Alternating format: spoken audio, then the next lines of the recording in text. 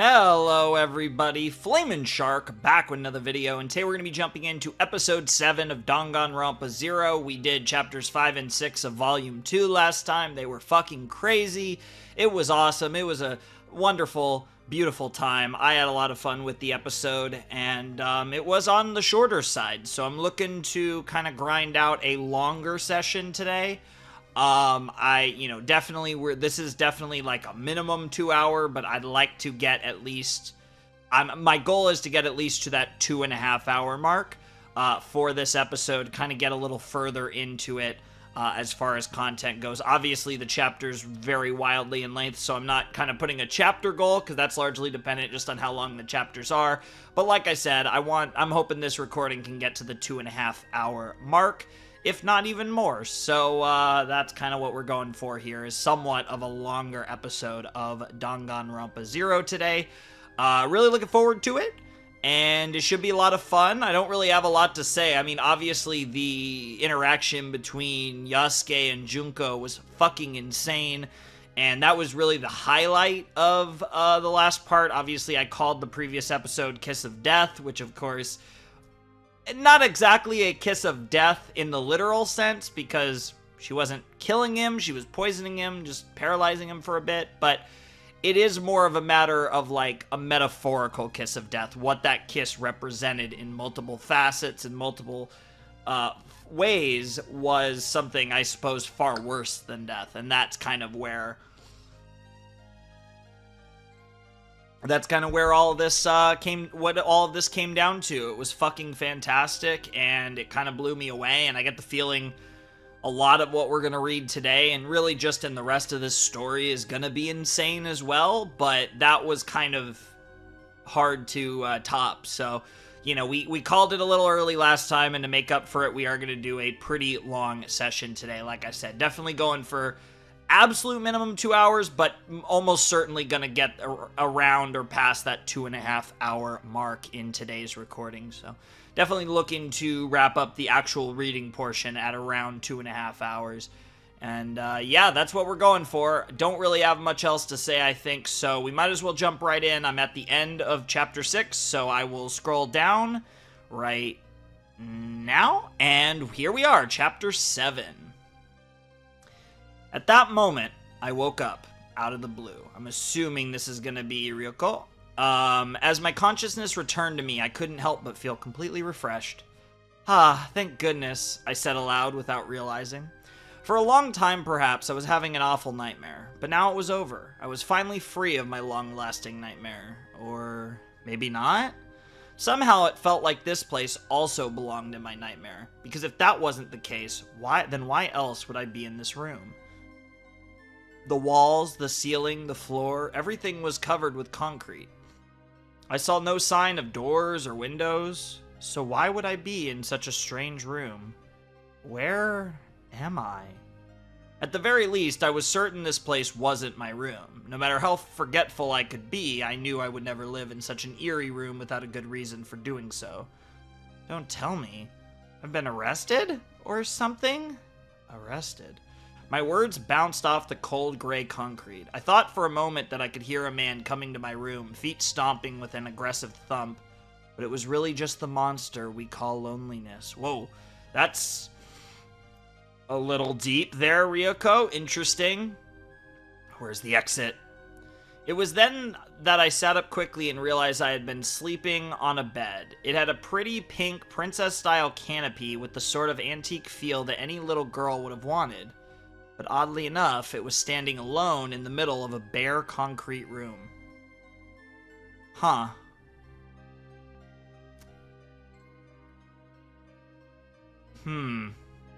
Childhood bedroom, possibly? I mean, given her, like, sus, I wouldn't rule it out completely. I don't know. The contrast between the delicate decorations of the bed and the cold, dark walls only added to the overall creepiness of the room. In addition, there was more that this room was certainly missing. If this room were perfectly complete, then it would have furniture and a door, but it was absolutely missing these things. As I quickly finished analyzing my surroundings, the monster I spoke of earlier began its work. My fear and anxiety turned to pitch black tar, seeming to steal my freedom of movement. Oh! What the fuck? It literally is like a moan. A moan snuck past my trembling lips. The room's outline and shape started to slowly distort. Tears welled up in my eyes, but it's no use crying over the situation. It's no use to cry. I held out for dear life, and despite my intention to hold them back, the tears that had gathered in my eyes began spilling out. Good morning, madame. Ah? Startled, I realized there was a maid standing next to the wall. Good morning, madame. It really is a girl, I thought as the voice called out. I could see the girl's face among her clothes, but only the mask that obscured it. Due to the mask, it was impossible for me to know her actual appearance. The mask in question was an eerie bear mask! Someone wearing a Monokuma mask. Interesting. Which filled me with dread. The right half was a cute white bear. The left half was an evil black bear. Oh, we're familiar with Monokuma! Or at least what Monokuma looks like, because this is just a Monokuma mask. The girl wearing maid clothing faced me and spoke to me in a polite and cheerful tone. Good morning, madame. I've prepared some tea for your morning routine.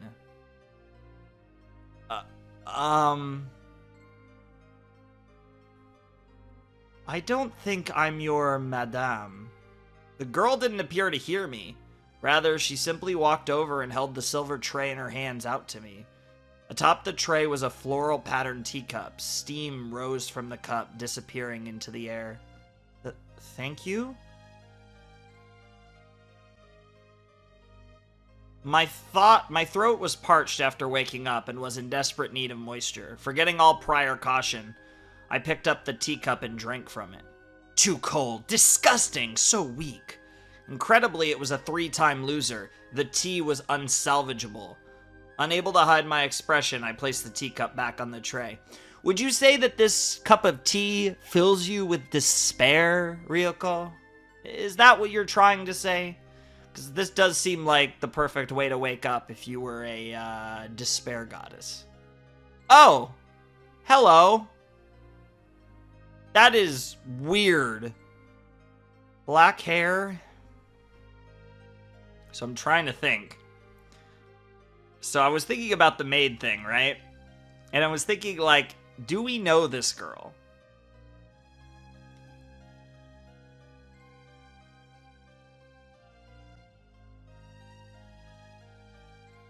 I mean, the only person this might be is Mikan.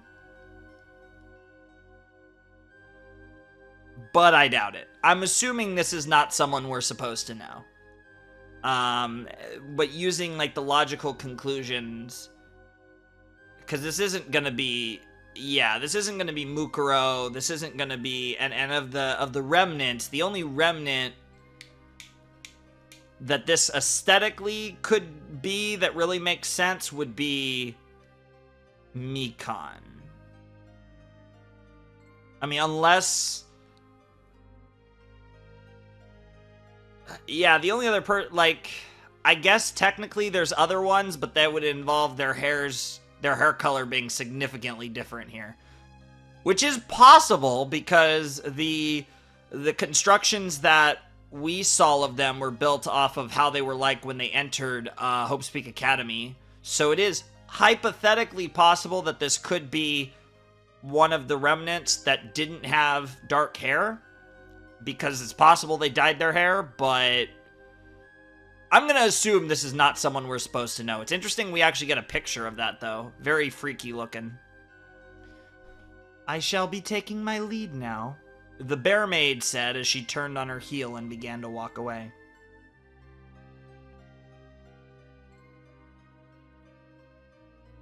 Wait, where are you going? I quickly called out.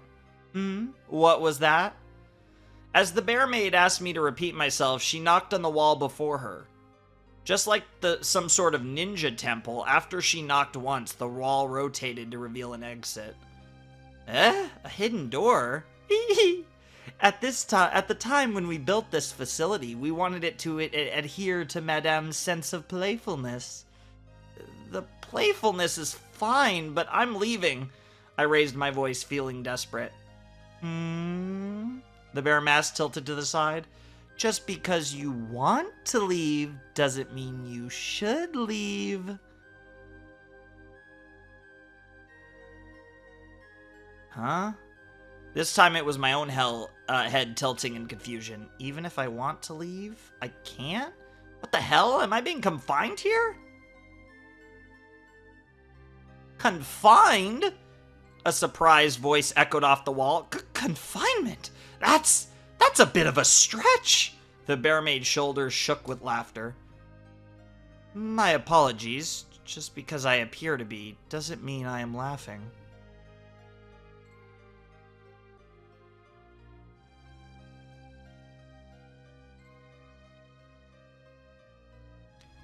Ah, I didn't...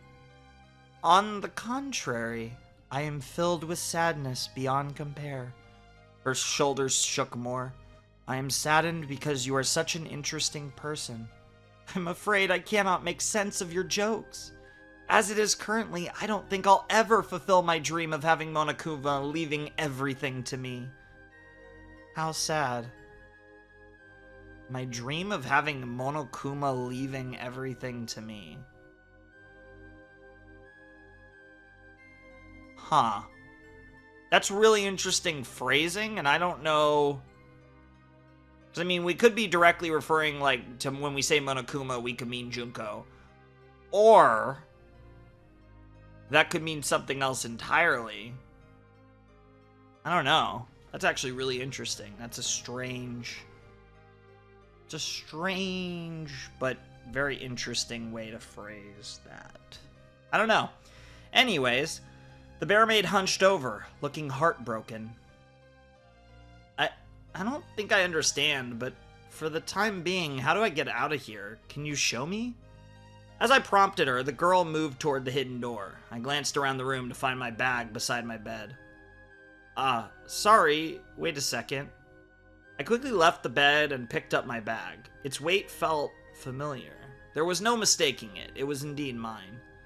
Now, time to get out of here, I said, pushing the barmaid to the side as I left the room of concrete behind me. It is interesting, because there is that, like, carelessness and lack of interest in others that does weirdly come out of her because of her circumstance and how she sees, like, everything as being not important to her, not part of her, because of just her philosophy in life, given her condition. So it is kind of interesting how, like, in a weird way, there's traits that she shares with Junko, despite being quite different. There's definitely parts where they do have weird similarities, despite their very different personalities overall. What awaited me outside the room was a strange sight. It was a wide space that seemed like a hall. But just like the previous room, its ceilings, walls, and floor were all covered in nothing but concrete. However, despite the width of the room, the ceiling was very low, making me feel like I was caged. A fluorescent light hung from the ceiling, illuminating the concrete, which only added to the sheer blankness of the space. Filling the room were around 50 legs belonging to school desks, all evenly spaced throughout. At each desk sat a person, various men and women, all wearing the same school uniform. On their faces again, they all wore bear masks. The right half, a cute white bear, the left half, an evil black bear. So this is just straight up the cult. This is crazy. It's possible this is all in her head, too, because this is Junko and Ryuko, presumably. But I'm gonna assume this is a real location. I feel like Danganronpa, this is totally just all actually happening.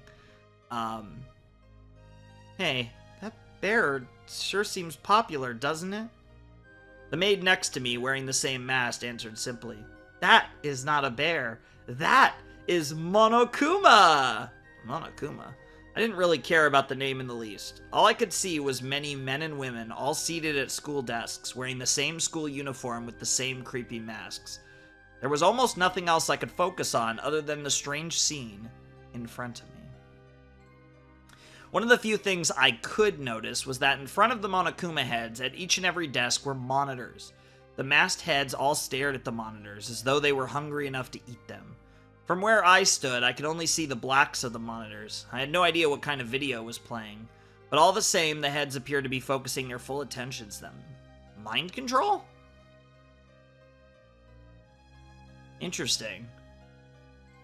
They were staring patiently at the monitors with all the vitality of a mannequin. I, on the other hand, felt like I had found myself in an empty graveyard. What are these people? As I asked timidly, the Monokuma maid answered with a serious tone. We are mutants. Everyone is oppressed, and so we barred ourselves away. You had to?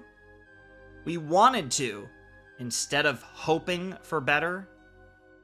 Please listen. Mutants are very capable, and for the most part, we have not been oppressed.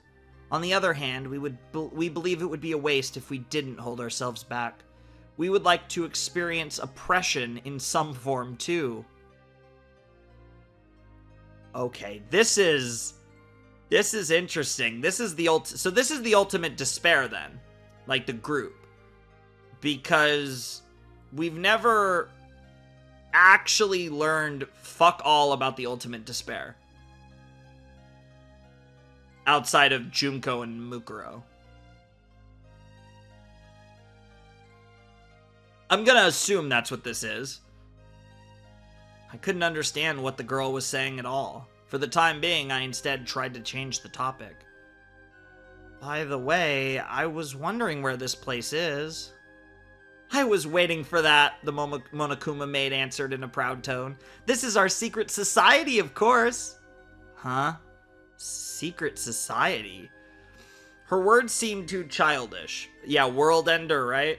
But in a different sense than the meme, but in a sense also kind of because that was a joke referring to the Future Foundation, but also in this particular case, you could argue that if this is the ultimate despair, one could argue, depending on your point of view, that it's also world ender. I fucking hate this series.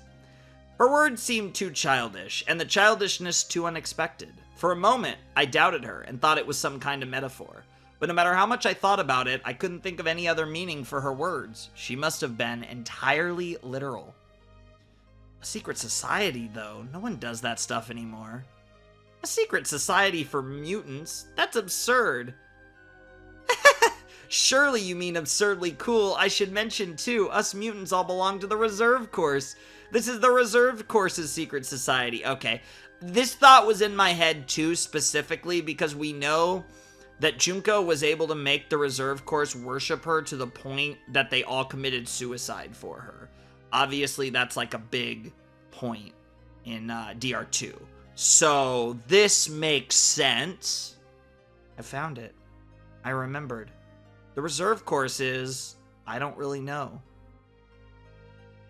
All I had written in my notebook was that it existed and nothing else. It couldn't be helped. I would have to ask about it directly. Have the people from the reserve course always known about this? Not always. If they did, then our secret society wouldn't be so secret anymore. A secret society must act as a secret society, and so it must also move as a secret society. But to have a whole base here, you can't keep it a secret, can you? I must insist you refrain from saying such strange things. Oh. Such strange things. The Monokuma maid suddenly sounded angry. I have yet to hear anyone claim of our existence. Here in the basement beneath the West District, we have quietly and silently created our secret society. Do you understand? Yeah, the West District. It is most suitable for the secret society. Due to the fact that the reserve students and staff are located in the West District, the regular staff do not visit anywhere near as much as they would otherwise. Furthermore, there is very little extracurricular activity here. Clubs meet in their club rooms. This location is the basement of a club room belonging to a now defunct mystery study group. That makes it more opportune. Yeah, they're messing with us. Mystery study group? That's ironic given this franchise. So in the West District, beneath an abandoned club room belonging to an inactive mystery study group, there is a basement. And that's this place? I looked around again. The sense of being trapped in the wide hall hung low in my stomach. However, there were several doors throughout the chamber, with what seemed to be another small room at the back of the hall. Across the hall's width and diagonal to me was the entrance to another passageway, one that seemed to be fairly long. I couldn't see its end at all. Can such a large basement really be underground here? You don't believe me? The Monokuma maid asked, suppressing her laugh. It seems to be so much easier not believe me. That's why it isn't despairing. Despair. As I said it, I could feel something in the depths of my heart become uneasy. What a foul word. Oh, they're messing with us so hard. Instead, I tried to shake it off quickly and ask the next question that had come to mind. Anyway, I understand that you're a secret society. And I understand that this is your secret base, but why are you a secret society to begin with? Despite her face being concealed by the mask, the Monokuma maid seemed surprised. A moment later, she answered me matter-of-factly. The parade. I muttered quickly as I flicked through my notebook. The parade is a demonstration from the reserve students who felt dissatisfied with Hope's Peak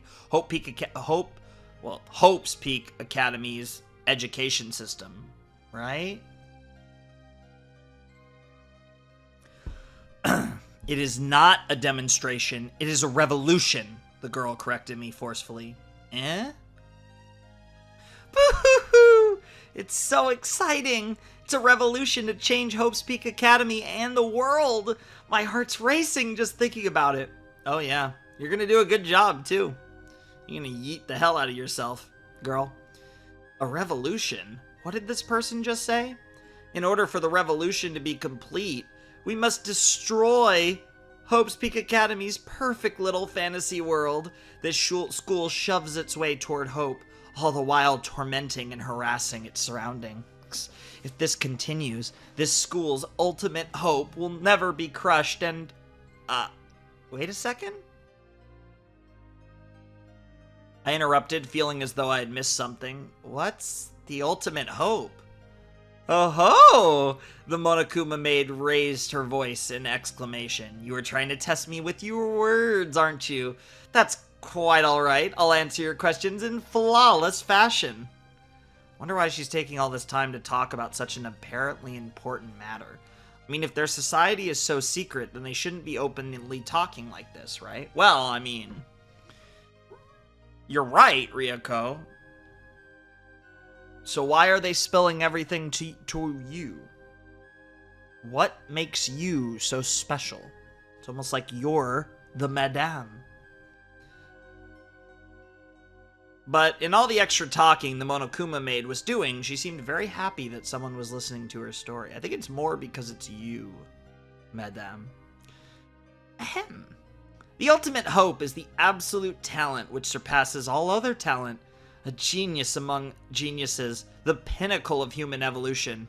So to speak, yes, that is the ultimate hope. Ta-da! That was my flawless explanation. This girl definitely is like trying to do like a little bit of a Junko vibe too, which makes it really cute. I'm sorry, I stopped paying attention. What? Seriously? The Monokuma maid looked shocked. Anyway. The girl crossed her arms and groaning for a minute, she spoke up once more. I'm ready now. Alright, focus. It's so funny because that's such a Junko thing to do anyways. I'm sorry, I stopped paying attention. Oh. The hope we use in the Ultimate Hope's definition is a little different from the everyday use of the word.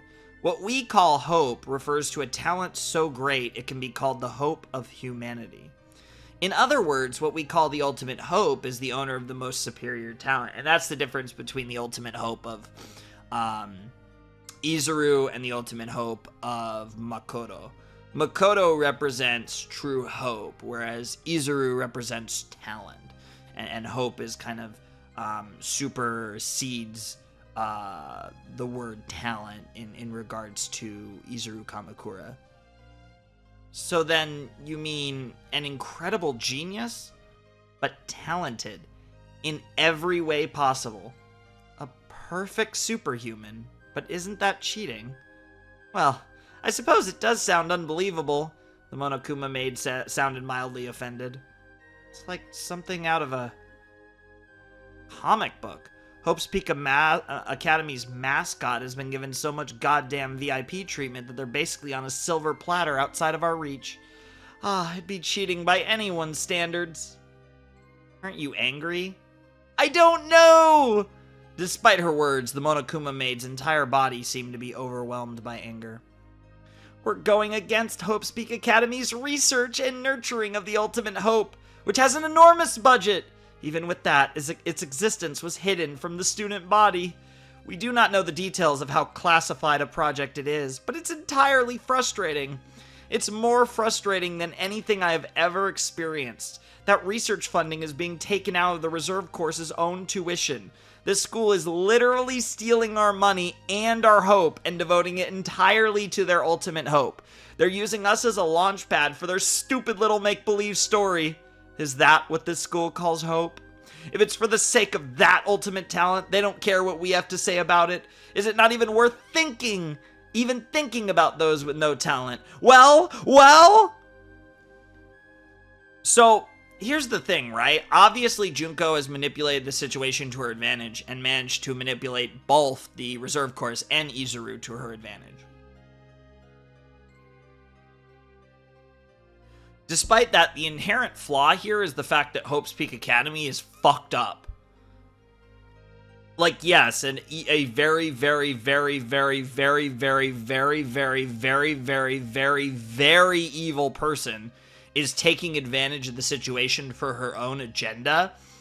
But at the core of it, it's Hope's Peak that is doing all of this.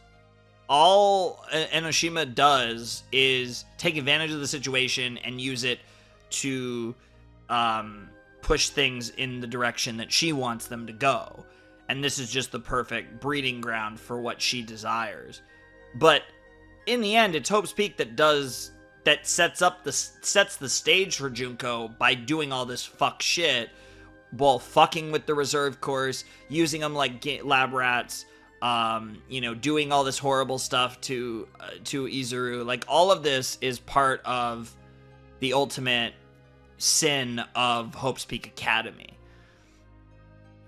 Which in no way excuses anything Junko does. I'm just saying that, like, Junko, yes, she spins things in her light, but the thing is she barely even has to spin anything because Hope's Peak is just so fucked up that the truth in and of itself is enough to incite the revolution that she desires, which is what's so crazy about it.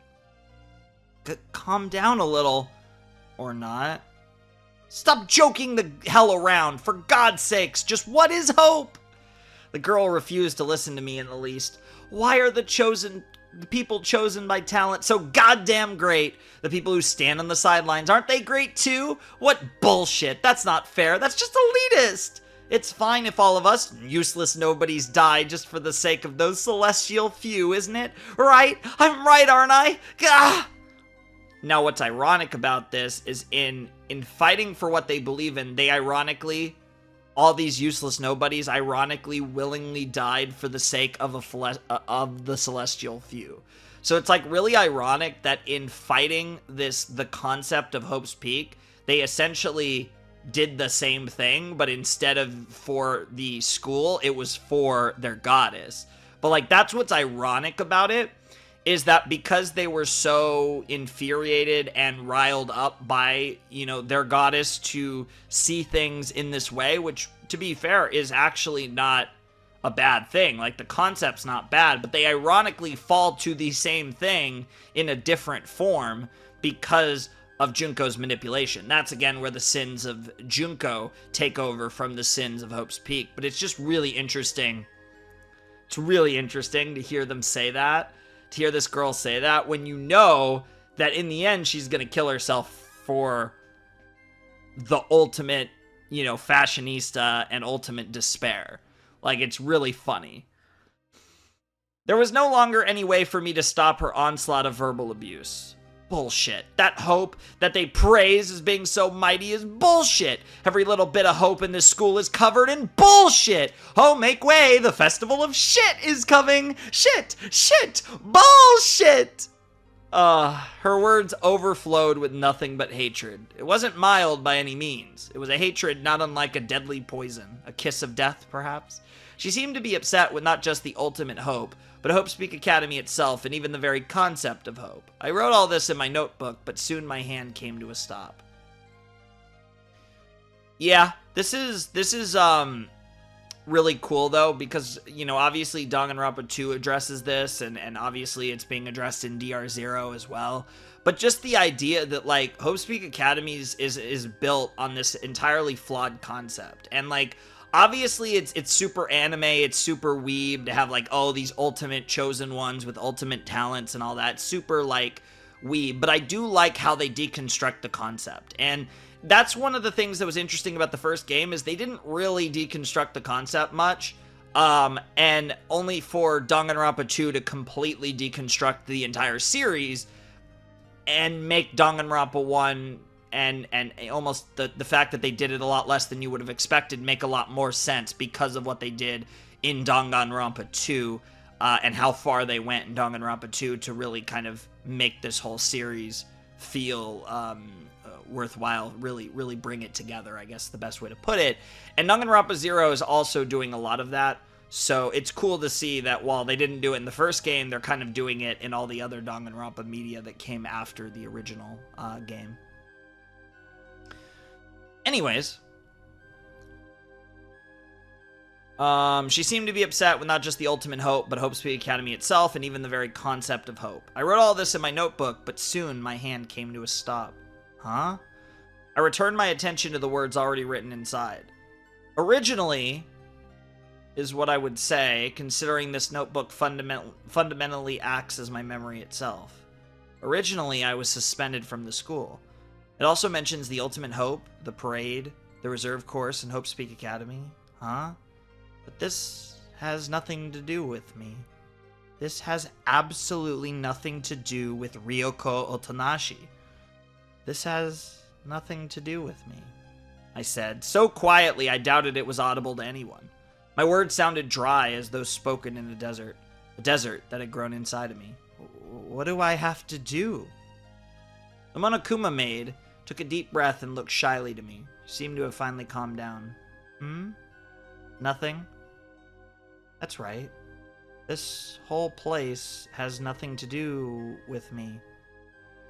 And so I should escape from this place that also has nothing to do with me. Hey, do you happen to know where the bathroom is? I need to excuse myself for a moment. Is it a number 1 or a number 2? Do I really need to tell you which one before going? No, but you see, we only have one bathroom, so if someone were to use it for a number 2, then it would have disastrous consequences for others who wish to make use of it. It'd be sudden death. Death race. Death note. What the fuck? I'm not even gonna say it, but yes. Oh, okay. Well, for now, I'll just go to the bathroom, I replied and began to run like I was trying to escape. Well, to be more precise, I was running while actually planning to escape. There was no reason for me to be in this place anymore, because it had nothing to do with me. It's at the end of the hall. Are you fine without a map? The Monokuma maid called out as I ran away. The end of the hall? As I heard her, the end of the hall grew closer and closer. I fled toward it between the Monokuma heads who were still at their desks. They didn't even bother to glance at me. Their eyes were still plastered to the monitors in front of them. Just what is it they're so engrossed in?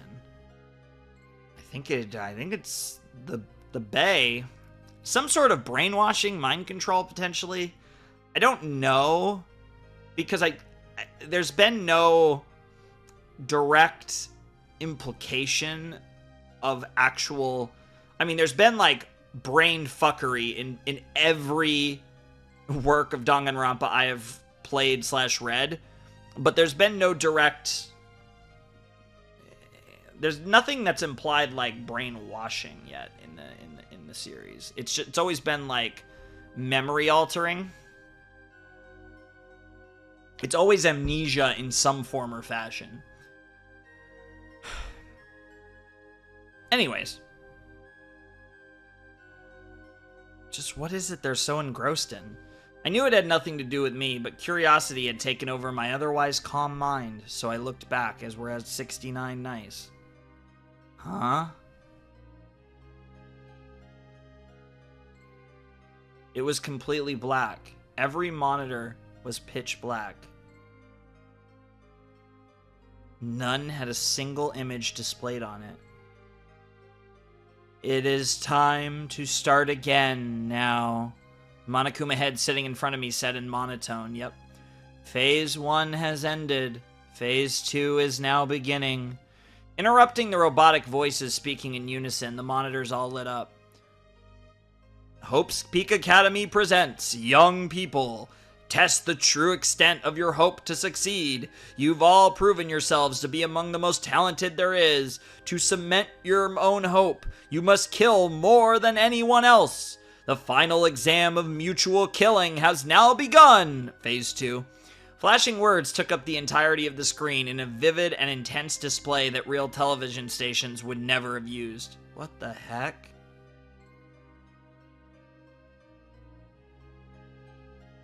Wait, is this somehow going to be the classroom? No, that doesn't make sense. That doesn't fit with what we know about. You guys know what I'm talking about. Danganronpa 1, the classroom. I don't. There's no way. Yeah, because we're on the West Wing. I don't think we were ever in any of this, but I guess we'll see. Anyways, the question appeared in my head for a moment, but only for a moment. The image on the monitors changed. Now, every screen was a vivid red. It was almost as though each monitor had been completely covered in bright red cellophane.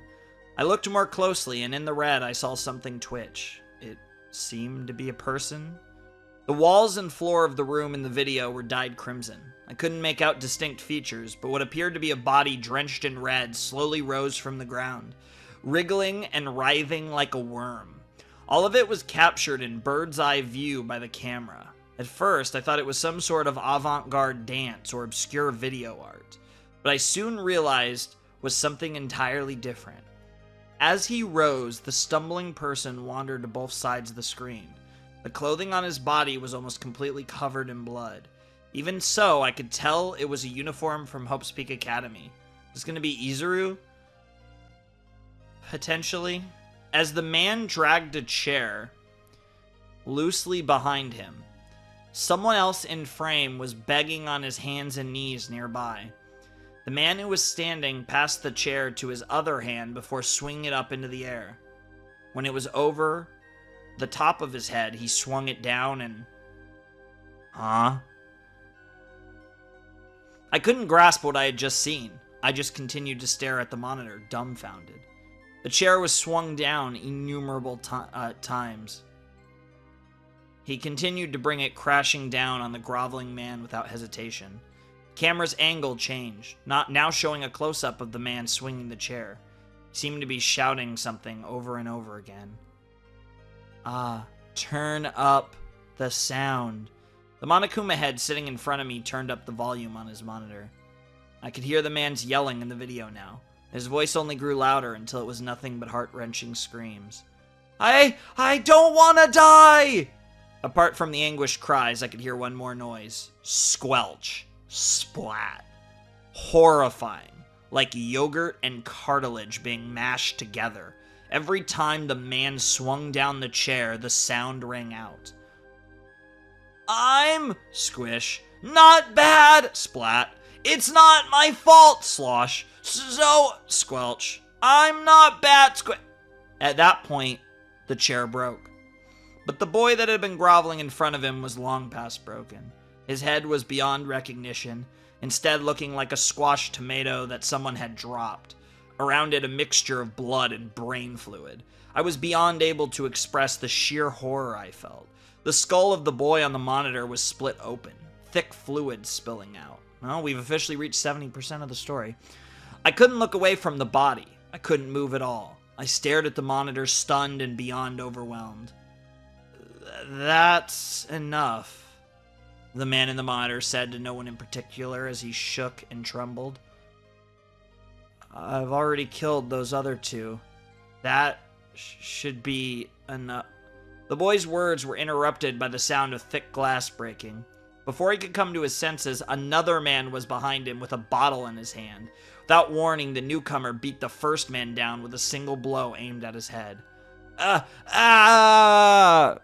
okay. As the man clutched desperately at his face with both hands, he roared out like a wounded animal. Suddenly, with a panicked burst of adrenaline, he ran from the room, thrashing in agony. Wait! The ambusher tailed after him with unsteady steps. The image on the screen once again changed, now showing a corridor. In the corridor was a man whose face was drenched in blood. Small pieces of glass had embedded themselves into his eyes, causing them to bleed as well. "Save me!" he screamed out in a slurred voice. His mouth seemed to open and twist into a grin, but of course it was nothing of this sort. His lips were torn open, and he was no longer able to close them. Standing not much farther along in the hall was a trembling girl.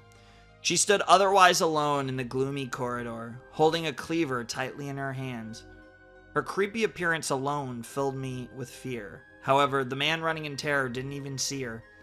As he screamed in pain, he stumbled in her direction. As the girl readied herself into a defensive position, she thrusted the cleaver up above her. At that moment, the boy's head dropped in sudden realization. Squelch. The cleaver sunk into his skull. On impact, the shards of glass once stuck in his eyes were thrown out. The man continued forward for a few steps before finally collapsing. As the girl's entire body trembled violently, she stared blankly at the corpse. I don't want to die. I had to. The volume on the monitor wavered with her trembling voice.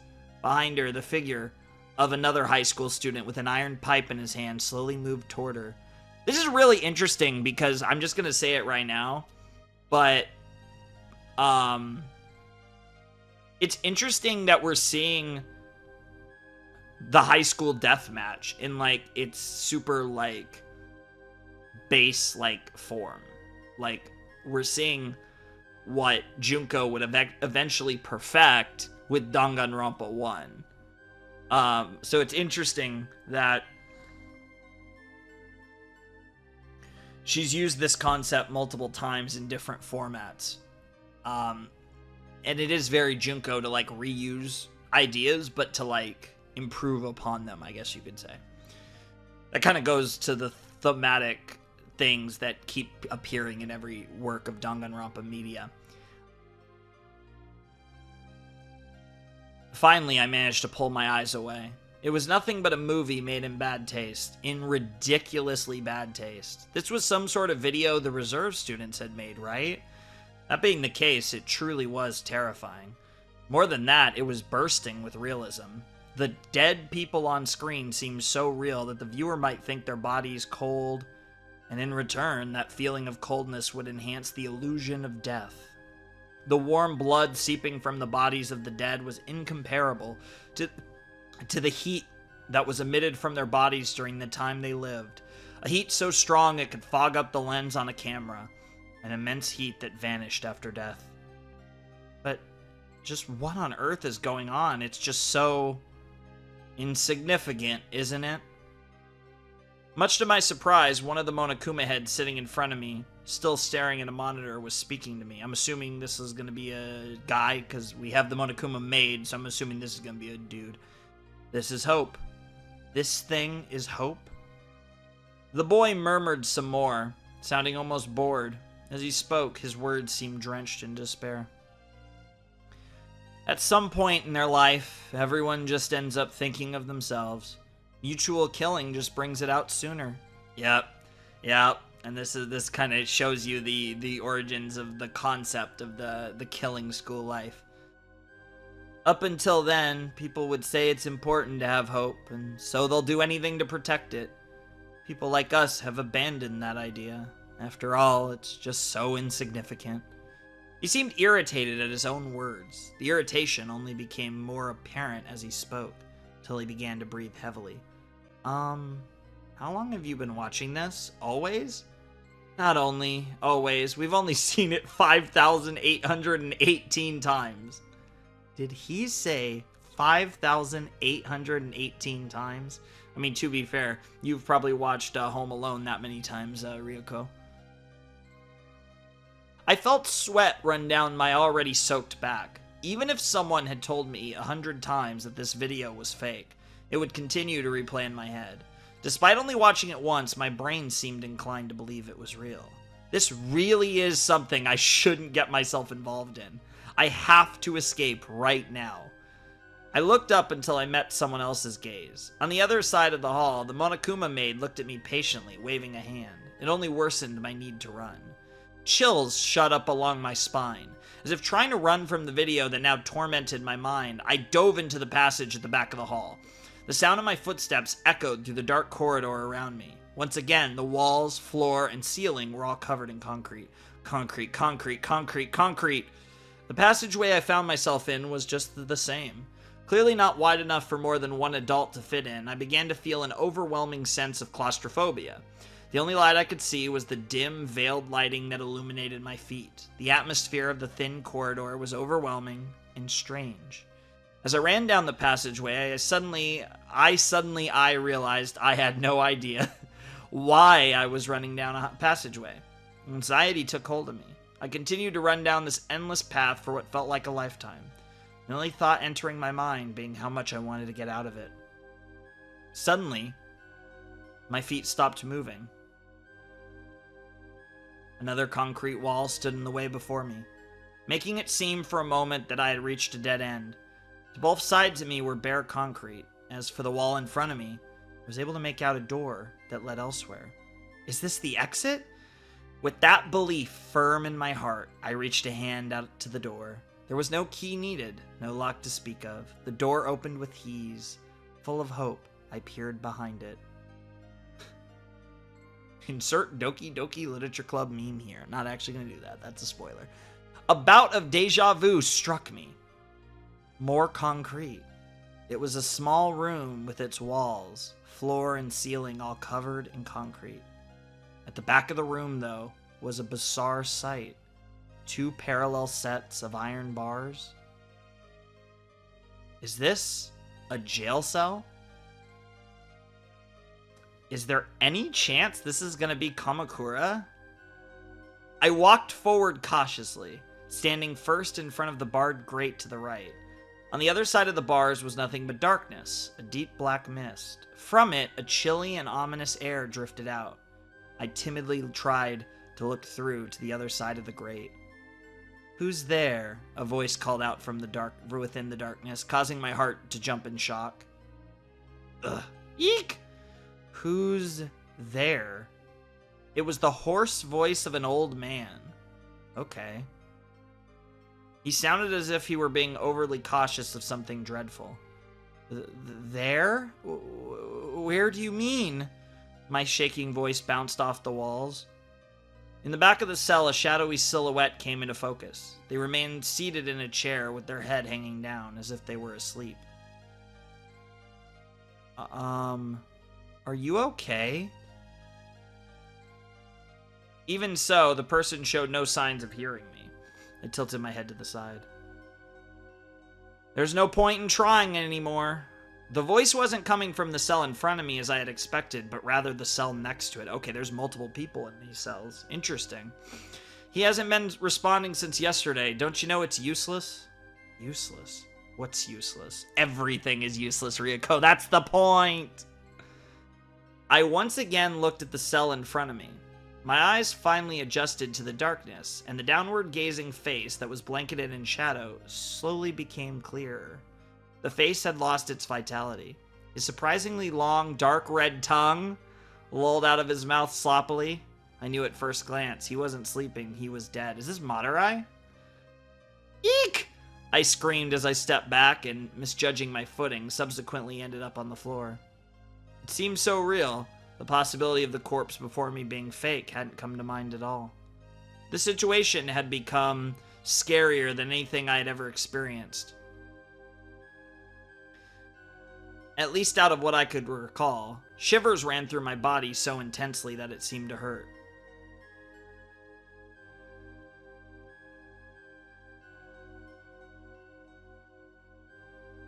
Is he dead? He is. Cold air passed through my lips and I felt unable to breathe. I quickly tried to gulp down a lungful of air with a heavy sob. It was at that point when I heard the old man's voice sound surprised. Why is it you're so panicked? You're with them, right? I flicked through Ryoko Tanashi's memory notebook with trembling hands. Almost immediately, I recalled the memory of the reserve students. Of course not! Please don't lump me together with those people in the bear masks. So, you're not wearing a mask? Oh, is it someone who can't see or doesn't have eyes anymore? What a strange question. Can't you tell just by looking? I stood up, stumbling unsteadily like a newborn deer, then clumsily walked in front of the adjacent cell where I'd heard the man's voice. Inside, I could see someone's figure hunched over on a chair. I can't see. Eh? The old man raised his head. Where his eyes should have been on his wrinkled face, I saw 2 dark indents instead. Okay, so they did take out his eyes. Jesus. They weren't covered by shadows. There was fine black stitching, like it had been done by a sewing machine. Blood had oozed from the stitches and dried within the threads. It had all come together into a pitch-black mass, preventing the man from opening his eyelids. Ugh! I felt a severe bout of nausea as my stomach threatened to empty itself. Immediately, I covered my mouth with my hands. You seem surprised saying this. You really aren't with them? The old man's voice suddenly changed to a pleading tone. Please, won't you help me? Help me escape from this place. I'd forever be in your debt. I'm begging you.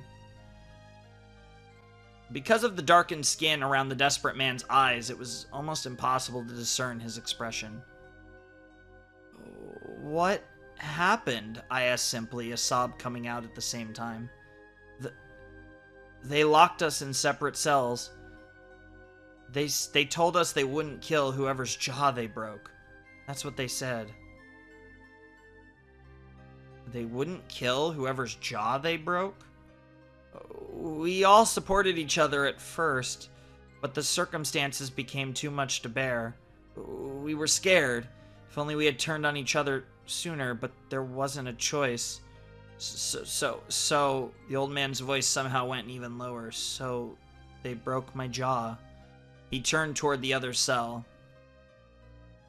The dead body wandered through the back of my mind. I briefly wondered why I hadn't forgot about it yet. Hey, why don't we make a deal? Huh? As the old man started to talk again, his voice sounded once more like he was begging. We can talk. I'll tell you whatever I know. You came here to hear about it, right? In exchange, you can help me escape from here. How does that sound? Okay, I answered impulsively, instantly regretting doing so. I mean, you can always get what you need. You can always get what you need and then fucking leave anyways, because that's honestly in her mindset. Because you can get the information and then decide, this isn't about me, and just fucking dip and abandon this dude. I don't know if that's in your moral code, but based on what we've seen up to this point, honestly, I think it is. Because this has nothing to do with you, right, Ryoko? Unless she gets to the point where she can't bear to tell herself that anymore. It's interesting either way, though, for sure. Anyways, it really is better to be the one who isn't involved. Exactly. That's always your mindset, girl. Even after agreeing to help him escape, I wasn't sure how I would do it. More and more regret began to pile up, but even so. The man with the ruined eyes story had already long since begun. The people from the reserve course had tried to find out someone's location for me. They called him... Sorry, from me. Yeah, that makes way more sense. They called him Izuru Kamakura. For the time being, I decided it would be for the best to listen to the old man's story. Either way, it didn't seem like I had any real choice. I'd have time to think about it once it was think about it all once he was finished. I'm assuming this is another, like, steering committee potato. I don't know how they found out, but they knew for a fact that we were hiding Kamakura. They found out where he is, they'd be a heartbeat away from true power.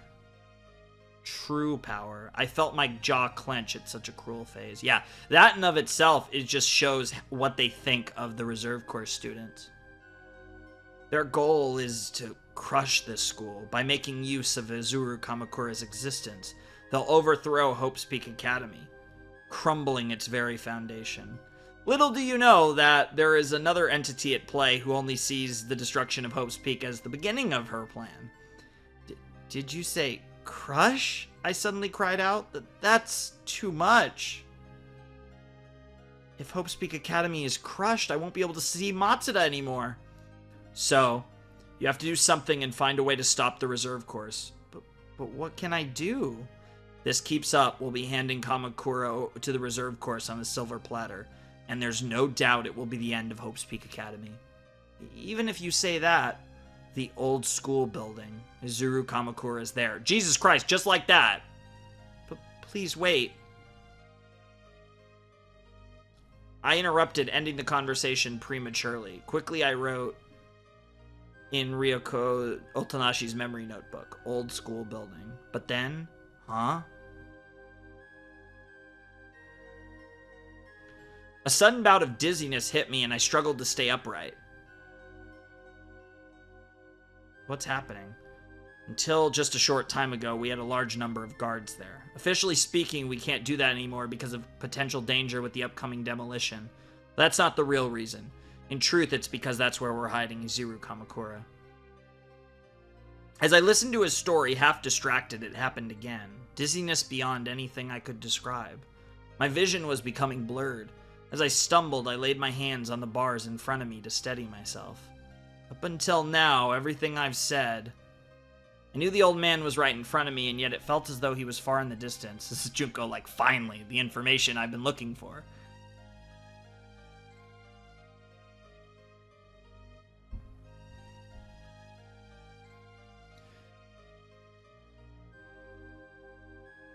Is the whole story as far as I know, so please, could you free me now? His voice sounded almost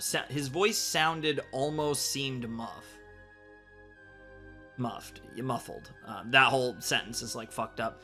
My heart was pounding so hard I could hear it ring loudly in the back of my ears. Is Junko gonna say hello? What's the matter? Hurry up. It's felt unbearably hot around my eyes for a while now. I need to see a doctor. Hey, did you hear me? I didn't. The thumping in my ears was only growing louder, completely drowning out all other sound. I couldn't hear anything anymore. I shouldn't be able to hear anything anymore. And yet I could hear a single, eerie laugh. Woo-hoo-hoo! At the same time, I felt a presence behind me. A disgusting presence. Like having uncomfortably warm, humid air being blown onto the back of my neck. Woo-hoo-hoo! Sensing it, my body began to shake and tremble. I felt paralyzed, unable to say anything. The laugh grew louder and higher, as if it were mocking me.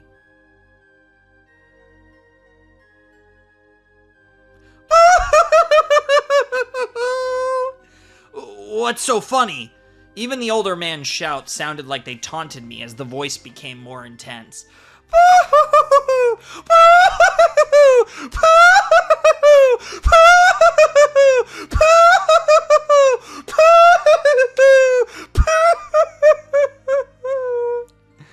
Why are you laughing? What's so funny? The old man shouted, his voice filled with unease. As he struggled to grasp what was happening, his voice grew angry and especially hoarse. Shut up! Shut up! Shut up! Shut up! The laughing came to a halt. Boo-hoo-hoo! What a lovely face you're making, the voice began, directed toward the old man. But it's like I said, You won't ever escape. Your face will only become more full of despair, you know? What? The old man's face was filled with emotion, and for a moment it flashed white. His reaction seemed impossibly odd as the laughing grew louder again.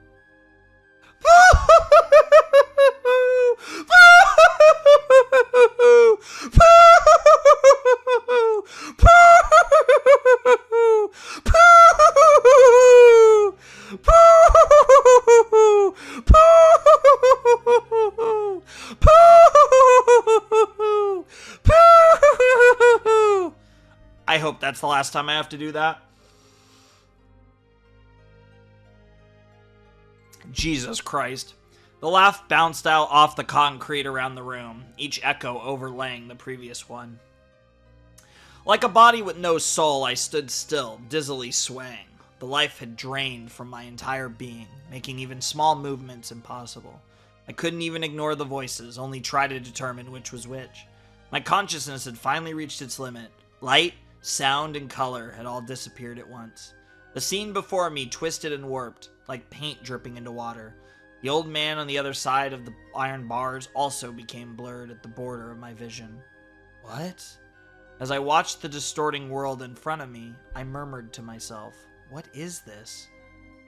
Soon, the world melted into a puddle of colors, each color hardening into different shades. The colors then started to intermingle once again, the world changing to another world, like a scene with a flowing river. I swayed with the current, and everything in front of me began to pass me by. Behind me was a giant open door. An avalanche of Monokuma heads poured out of it. Screams echoed from the direction of the cell. A puddle of bright red water appeared at my feet. I ran from it in my trance. Then, darkness. What the fuck was that? Holy shit, that was a chapter. Took me about an hour to get through. Jesus. What a fucking chapter, man. Ryuko learning about the reserve course cultists of Junko, fucking Monokuma cultists, getting to interact with some of them. We all know how they're gonna end up. Some fucked up, like, just watching this, like, murder game over and over again. That's some crazy shit. All around, I mean, just wild stuff. And then that ending was crazy. And obviously Junko getting exactly what she wanted right out of Ryuko, ironically. Like, through Ryuko, she got exactly what she needed as Junko. Because, you know, I'm fucking convinced. Like, there's just no way it's not what I think, what I thought it was this entire time. Like, it just has to be. The way they're portraying it, I feel like they're slowly but surely leaning more and more and more into it, and now we're 72% through the story. Like I said, I don't think this reveal, I think this reveal is going to be like 90% in, maybe even further. Like, I think they're going to save it for the very end, but I feel like I'm absolutely on the right track when it comes to where I think this is going. But yeah, that was a crazy chapter. The fact that that chapter took a whole hour, I mean, that was a big chapter, right? I'm assuming there's some little chapters mixed in here because we still have, I assume, a lot of chapters left of the story, actually, of the volume. So I'm assuming there's some really little chapters mixed in here, and then obviously some of them are really fucking long. And that's how it makes sense, because we are 72% through at this point. And like I said, I plan to go for quite a while longer. It might only be, it's probably only going to be like 3 chapters at this length. Like, if the chapters all take an hour, then I'm probably only doing 3 chapters. But either way, as far as progress goes, like, regardless of actually what chapters we're reading, like, we're still making kind of the same amount of progress, just because clearly we're getting through a lot of it today. And that chapter 7 was a good amount of it. I think we were at like 60, like, I think that was like 7 or 8% of the story. Like, that, I think that was at least like 7% of the entire story was just that chapter. Because I want to say we went into this episode at 65%. So that was a long ass fucking chapter. But it was glorious. That was a great chapter. Really enjoyed that. And I'm really excited to keep on trucking along, because I'm assuming the way that they ended that chapter, they absolutely could just go straight to another Ryoko chapter, but we also could, I mean, we could transition to a chapter about, obviously, Yasuke, or we could possibly even do a Junko chapter, even though I actually don't think there's gonna be another Junko chapter besides literally either the last chapter of the story or an epilogue if there is an epilogue. I don't think we're getting a real Junko chapter until the end, though, after the reveal that I'm fully expecting at this point, which will be, you know, kind of the climactic moment, and then the falling action will be the falling action resolution stuff. They might do Junko stuff, but anyways, awesome stuff. Really enjoyed that. Cool to see, cool to get an insight kind of into the reserve course and like how obviously we know how they ended, and obviously they thought very highly of Junko and Monokuma and this whole concept, given what they were willing to do for it. And obviously the reserve course mass suicide was instrumental into the overall tragedy and Junko's master plan. Anyways, chapter 8 of volume 2. Let's jump in. In the next moment, I awoke in the middle of a brightly lit room, feeling as though I had been reborn. I had woken up re-energized, a new and invigorated Ryoko Tanashi. Okay, we're sticking right to Ryoko. Stretching as I arose, I slowly made my way upright. I turned my gaze to the window to witness the sun's light, which filled the white room with its brilliant rays from between the curtains. It must have been morning, so I'm assuming she's back in her room now. I suppose I had fallen asleep without realizing it. Being as forgetful as I was, it wasn't uncommon for me to be unsure of when I fell asleep. At that moment, I felt light rush in from the back of my eyes. An image conceived itself within my head. The basement reserve course. Holy shit, she's gradually starting to remember more and more. It's been happening over the entire course of this light novel, but it's getting better. She's remembering more and more. Monokuma. A sudden flashback. Definitely an unfamiliar experience. Could this be my memory? An itching sensation tickled my brain. I seemed to be remembering something that I couldn't remember any further. It was a feeling that I understood by intuition, but at the same time, the fact that I could even have such a feeling was bewildering. What is this? What happened to me? With confusion and anxiety welling up within me to create fear, my eyes darted around the room.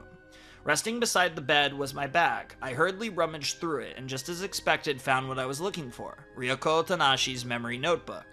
First things first, I need to remember where I am. I flipped through the notebook to see if I could recall anything about the room. This is the Neuroscience Institute. Okay, so he's back at Matsuda. She's back at Matsuda's lab. That makes sense. Thank goodness. As the location set in, I let out a sigh of relief. Wait, but where's Matsuda? I looked around the room once more, but there was no sign of him anywhere. Matsuda.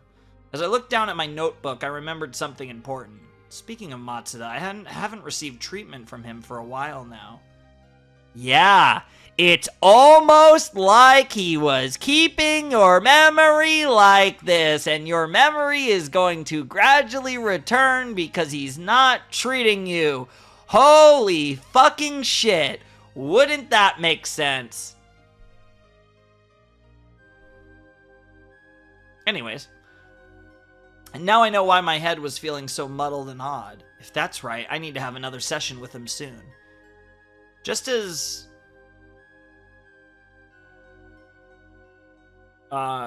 impatience began to rise within me, something interrupted my thoughts. Rustle, rustle.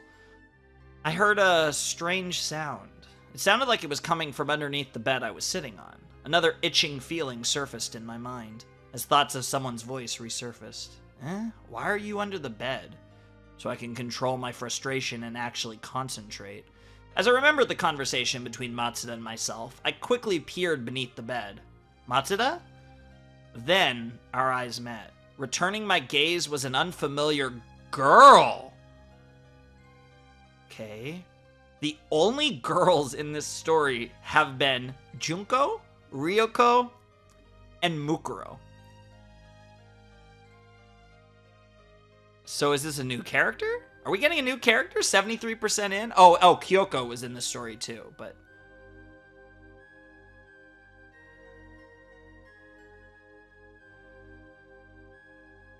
Actually, there's a good chance this is Kyoko. Now that I think about it, there's actually a really good chance this ends up being Kyoko, actually.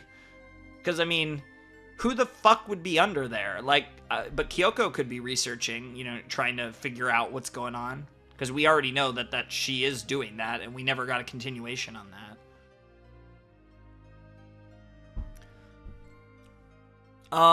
Who are you? I asked without thinking. The girl, on her back, replied rather coldly. Okay, cold response. I'm thinking Mukuro or Kyoko, or someone that hasn't been in the story yet. You think you can move from there? You're in my way. Yeah, that sounds a little more like Kyoko to me. Sure. Puzzled, I shifted my legs to the side, watching as the girl soon crawled out from under the bed. She stood, exhaling a quiet sigh, and began brushing the dust off her body. Inadvertently, her hands had caught my attention. They were covered by perfectly fitted, imposing black leather gloves. Okay, this is definitely Kyoko then. They almost felt gloomy. Noticing my gaze, the girl's hands slipped behind her back as though she were trying to hide them. Yeah, kind of instinctive move there. It looks as if the rumors were true then. Huh? I was a bit confused. The girl spoke to me as though we were already in the middle of a conversation. What rumors? Amnesia, correct? You're being treated here? The itching sensation returned to my mind yet again. Without thinking, I sat down on the bed. The girl eyed me suspiciously. Trying to ignore the itchiness in my head, I asked her about herself. Do we know each other? Hyoko Kirigiri of the 78th class.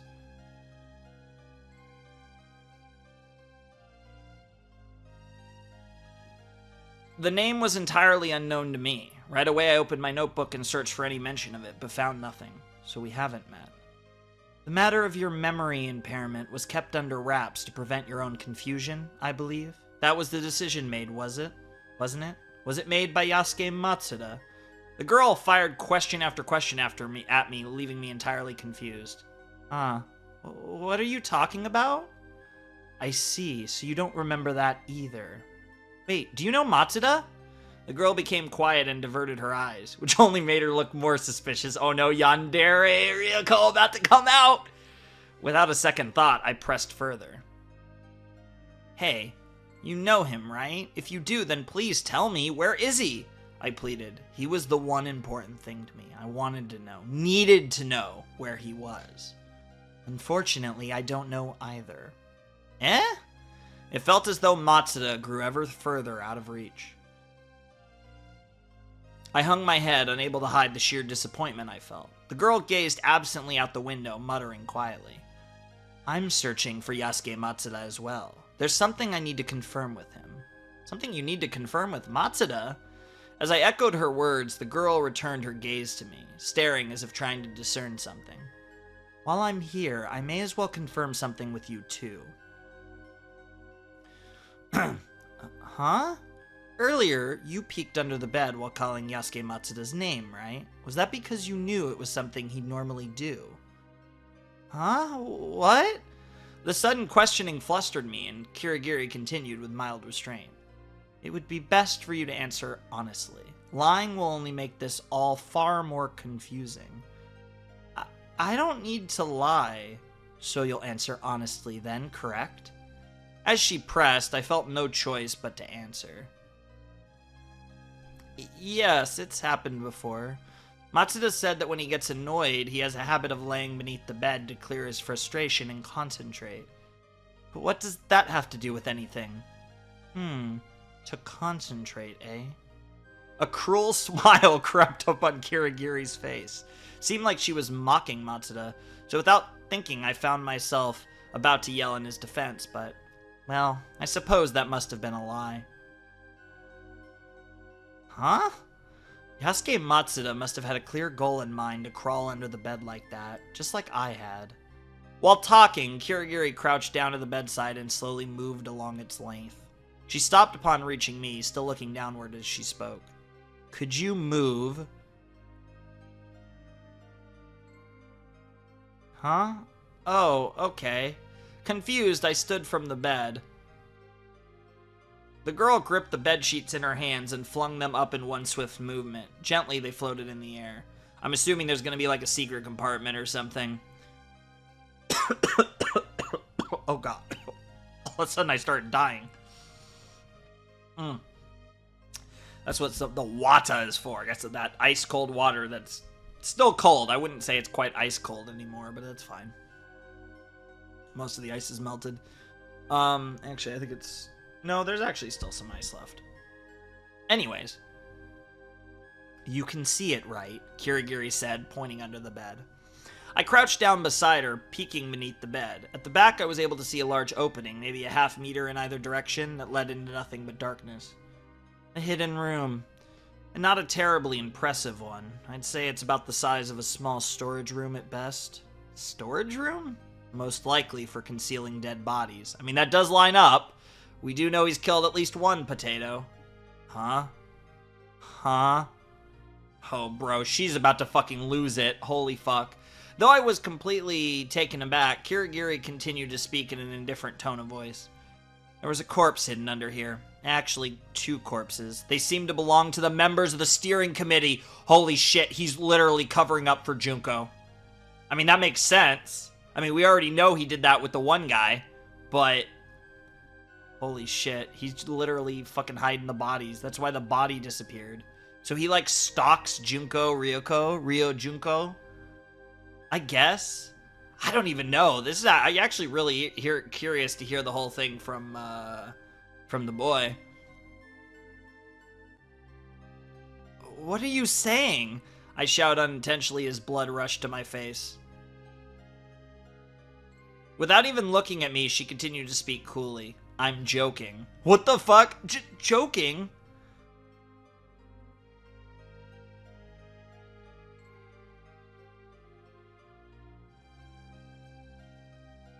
Your typical corpse begins to rot in environments as low as 5 degrees Celsius. If there were dead bodies here, they would have already have thoroughly decayed. Now, do you know what bodies actually go through when decaying? Proteins in your body that contain sulfur begin to break down, producing hydrogen sulfide. That gas is what makes the odor of decay so strong. You can shower or wash your clothes all you like, but it doesn't fade easily. And the smell isn't the only drastic change. The gas from decomposition builds up and increases pressure throughout the body, changing the muscles completely. The eyes begin to bulge until popping from their sockets like ping pong balls. The lips and tongue swell up, along with the body's extremities, and the skin loses its color, leaving the individual hideous when compared with their living state. There's no evidence of any of that here. Just the words alone caused my stomach to stour. Instinctively, I covered my mouth. I see, it was just a joke. Well, it wasn't entirely a joke. Jesus Christ, Kyoko! What the fuck is wrong with you? As if to interrogate me, her stern gaze turned back in my direction. Interesting, maybe she's doing this as like a game to kind of play with Ryuko a little bit to see if she actually knows something or whatever. Inside this storage room is a pitch black jersey, along with a pair of shoes of the same color. Most likely they were planned to be washed, but right now they still have blood on them. There's also a flatbed cart perfectly capable of transporting human bodies. So, what are you trying to say?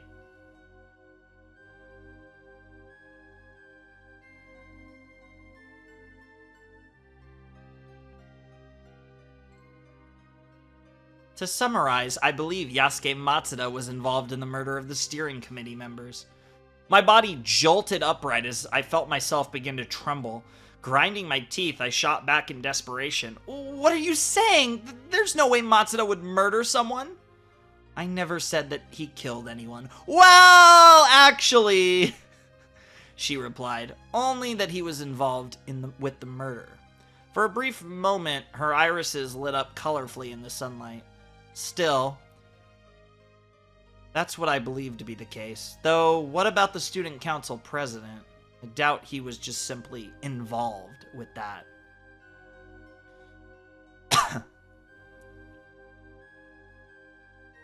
Huh? Last night, a body belonging to the ultimate student council president, Soshun Murasame, was found. It's believed to have been a suicide, but without a doubt, he was murdered. I couldn't quite see where she was going with this, but I already knew I wouldn't like it. I have this little cough now that I'm trying to deal with. I apologize for that. Ugh. little tickle in my throat, but I'm actually doing pretty well here.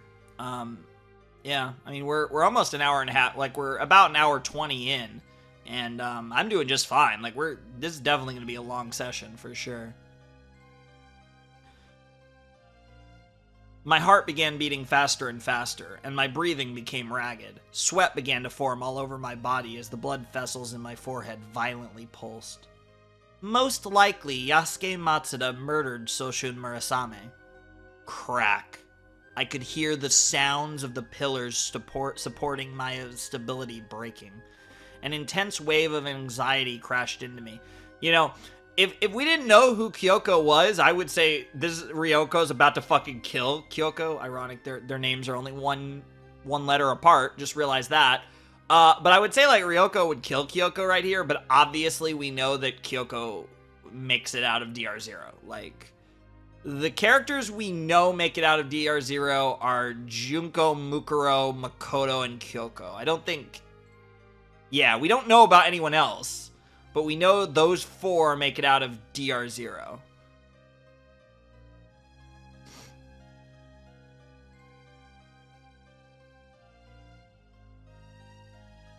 An intense wave of anxiety crashed into me. The strands of thought that told me how to counter her jumbled together into a tangled mess, leaving me unable to say anything at all. Kirigiri continued to watch me with those eyes. She was so calm and collected that it made me sick. The eyes carried no emotion. They just observed. I mean, that's why she's the ultimate detective, though. She's good at what she does, and it's not an easy job to be good at. I don't know anything anymore.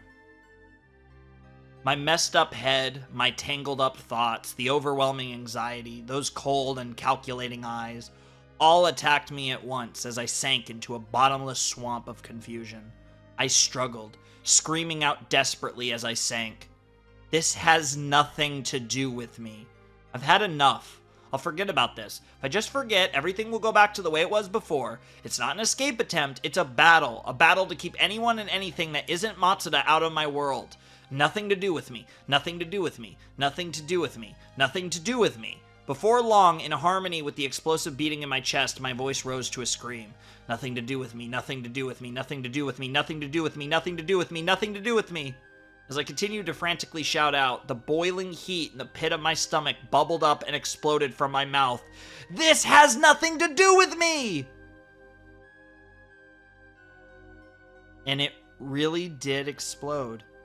At the same time as my exclamation, the door behind Kirigiri shattered. What the fuck? Shards of glass and splintered wood fluttered through the air, and the door fell to the ground like a tossed-away paper craft. And finally, the sound of destruction reverberated around the lab like an intense storm. I couldn't believe it. I did that. Me! I stared at the scene that had unfolded behind Kirigiri's now turned head.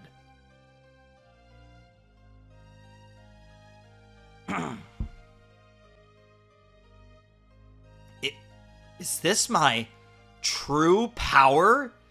Deep within me, I felt the fearsome abilities of Ryoko Otanashi awaken? The fuck does that mean? Okay, we're literally 3/4 of the way through the story. We're at 75% now, and you're dropping this on? What the fuck is this? So, so are we about to learn, like, Junko/Ryoko's true ability? Because the thing is, right? Hypothetically speaking, Fashionista not actually a talent. Despair is not actually a talent. And while analysis can be a talent, it's not necessarily a talent. Like, it's very possible that Junko, because she's the perfectly hopeless ultimate human, or whatever she calls herself, she could be, yeah, I'm sexier than everyone, I have a better fashion sense than everyone, I'm smarter than everyone, and because of all these things, I despair more than anyone, right? So, like, hypothetically speaking, she has all these ultimates, but it's possible that none of them are actually her quote-unquote ultimate, which would be really funny. It's also possible that, but like, that's the thing. Like, I don't know. I don't know where this is going. I have no fucking clue. If anything, this has me more unsure because I still think we're going to get the reveal about Ryuko at the end that I've been pushing forever, but I have no clue what the fuck this is about. I don't know what this means. Unless we're talking about, like, her incredible, like, we know that Junko has, like, crazy, like, athletic capability. Like, Junko is insane, right? Like, Junko's broken in all kinds of ways, and we know she could fight like a fucking maniac. So, potentially, it's her literal, like, power, quote-unquote, as opposed to necessarily a talent. It's literally just her, like, power, her ability to fight, her ability to all that shit. I guess we'll see.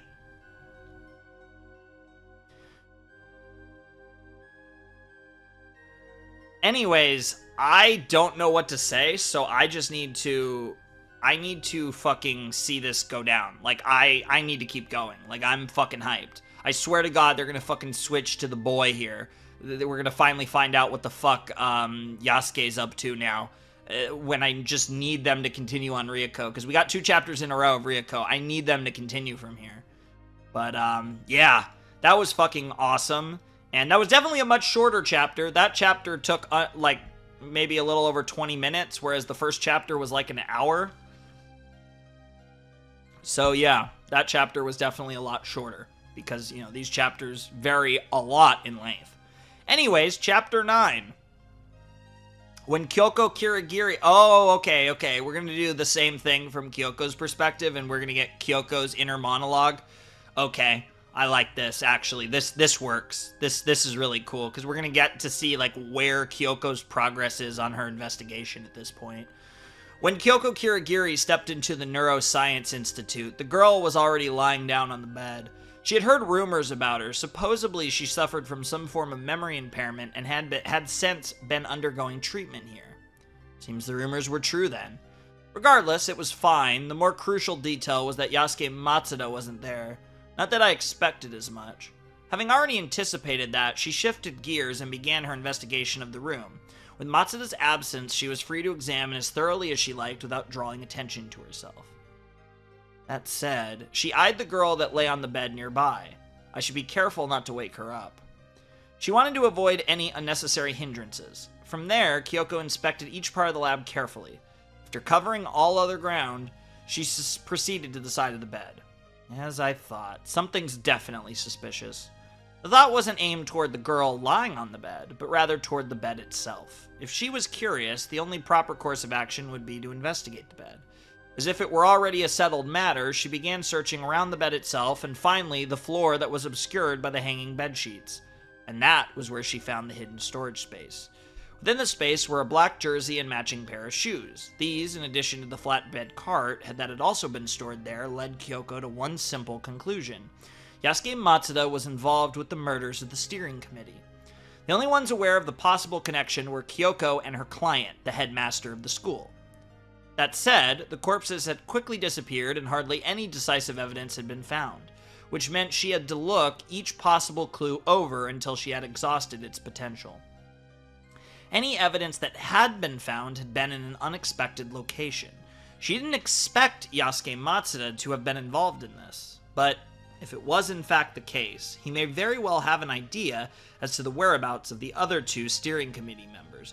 No, he doesn't, because they're in the hands of the... It seems like they are both in the hands of the reserve course. One is dead, and one is probably dead now. Given Junko got what she wanted, finally. Having ignored Kyoko's warnings, all 4 members of the steering committee, or their corpses, were now missing. It seemed, however, that their location could finally be revealed. Whether or not it would be too late was a different matter entirely, but frankly, it didn't matter to her. Whether they were saved or sacrificed was irrelevant. Her role as a detective was simply to expose the truths that were shrouded in mystery. Those were Kyoko's honest feelings on the matter. Actually, perhaps the 2 cases are connected. Originally, Kyoko had come here for an entirely different matter than the steering committee murders. She'd come to look into the discovery of Soshun Murasame's body, which had been found in the faculty building. According to the school physician, the last person to meet with Murasame prior to his death was Yasuke Matsuda. Afterwards, however, Matsuda went missing, and his current location remained unknown. Kyoko was correct in her assertion that Murasame's death was a murder, then Yasuke Matsuda was a prime suspect. But if that really was the case, why kill Soshun Murasame? To deduce a possible motive, Kyoko had come to the laboratory where the man tended to shut himself away. But seeing as how it appeared Yasuke Matsuda wasn't just involved in the Murasame's case, but the steering committees as well, it wouldn't be too far off the mark to say that he was now at the center of them both. To be involved with two cases at the same time like this was anything but coincidence. That's right, then what is his goal? What does he know? What is he hiding? Everything. Both of those. He's the key to everything, Kyoko. Like, he knows everything and he's hiding everything, pretty much.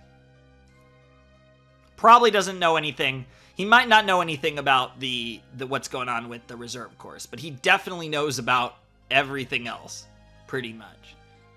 Still beneath the bed, the thoughts piled up in her mind when suddenly a sound from above caught her off guard. It seemed the girl had woken up. Might be a good idea to ask her a few things.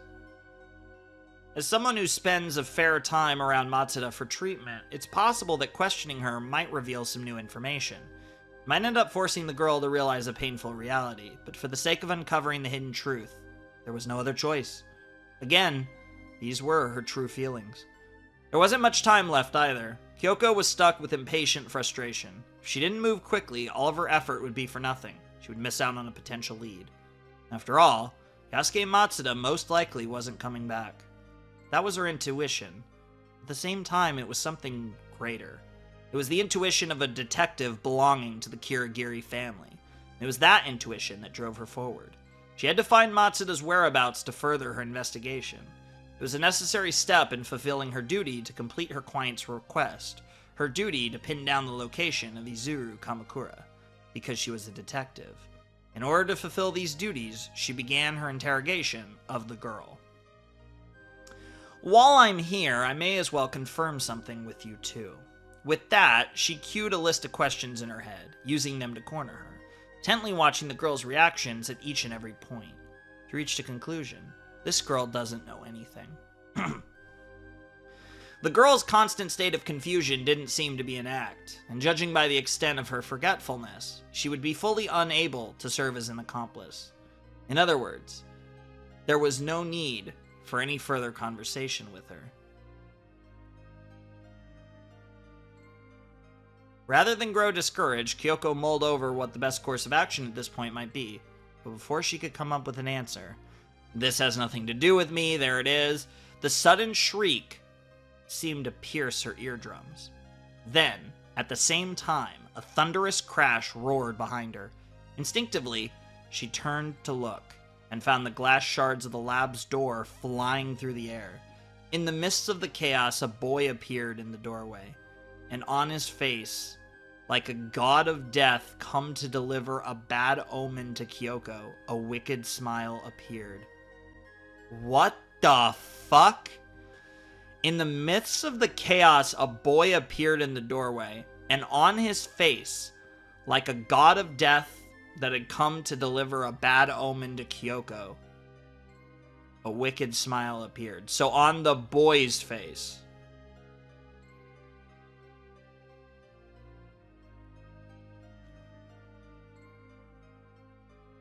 My initial assumption was that this was gonna be Matsuda, because she was totally misreading the situation. I don't think that reaction is suited for Matsuda, unless... Who the fuck is this boy?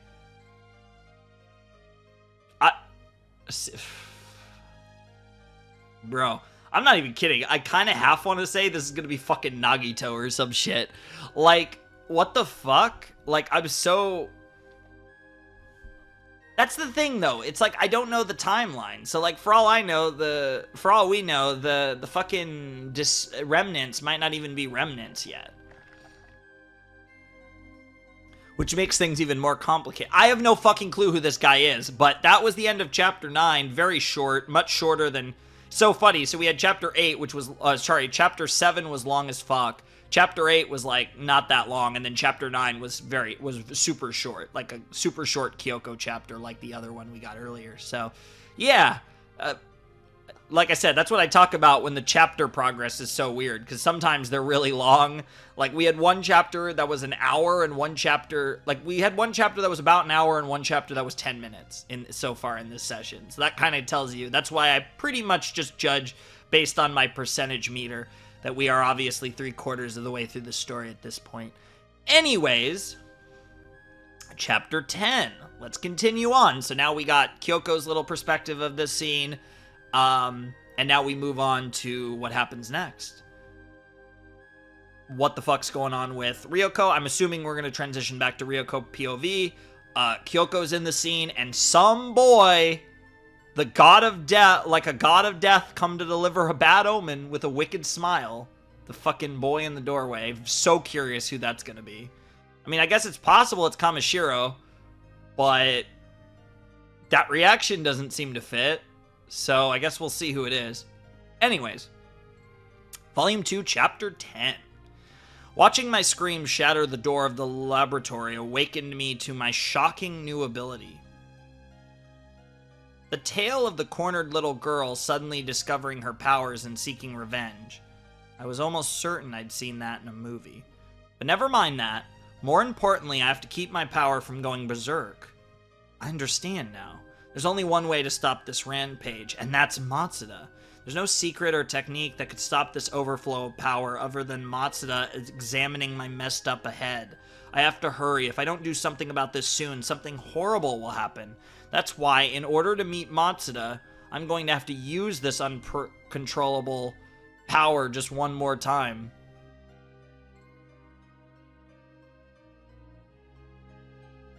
Interesting. This is fucking weird.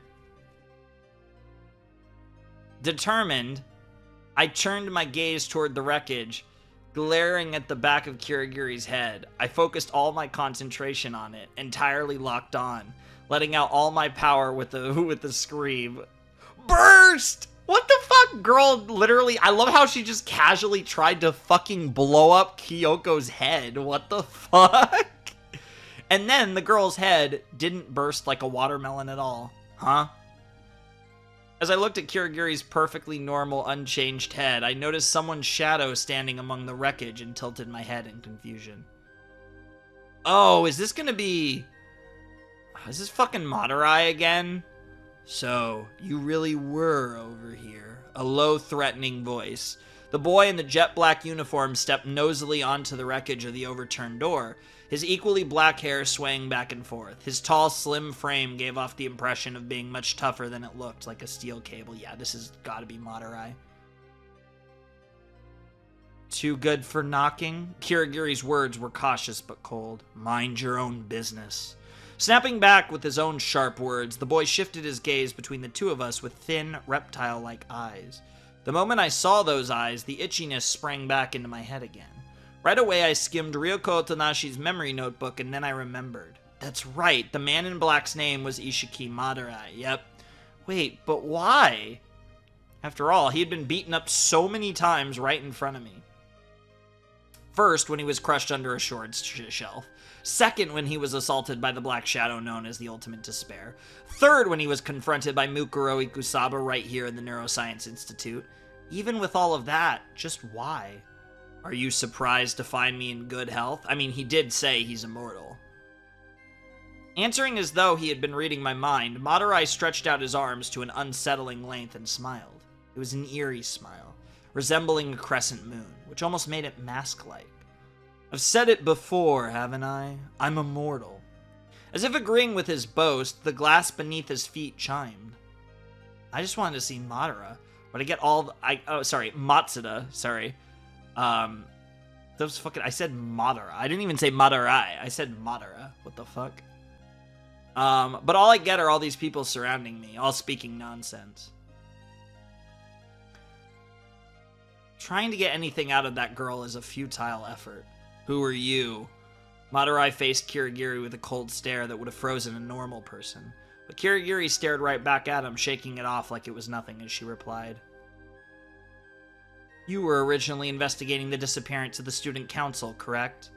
Madurai raised his eyebrows, surprised. You know who I am? I've just overheard a few things.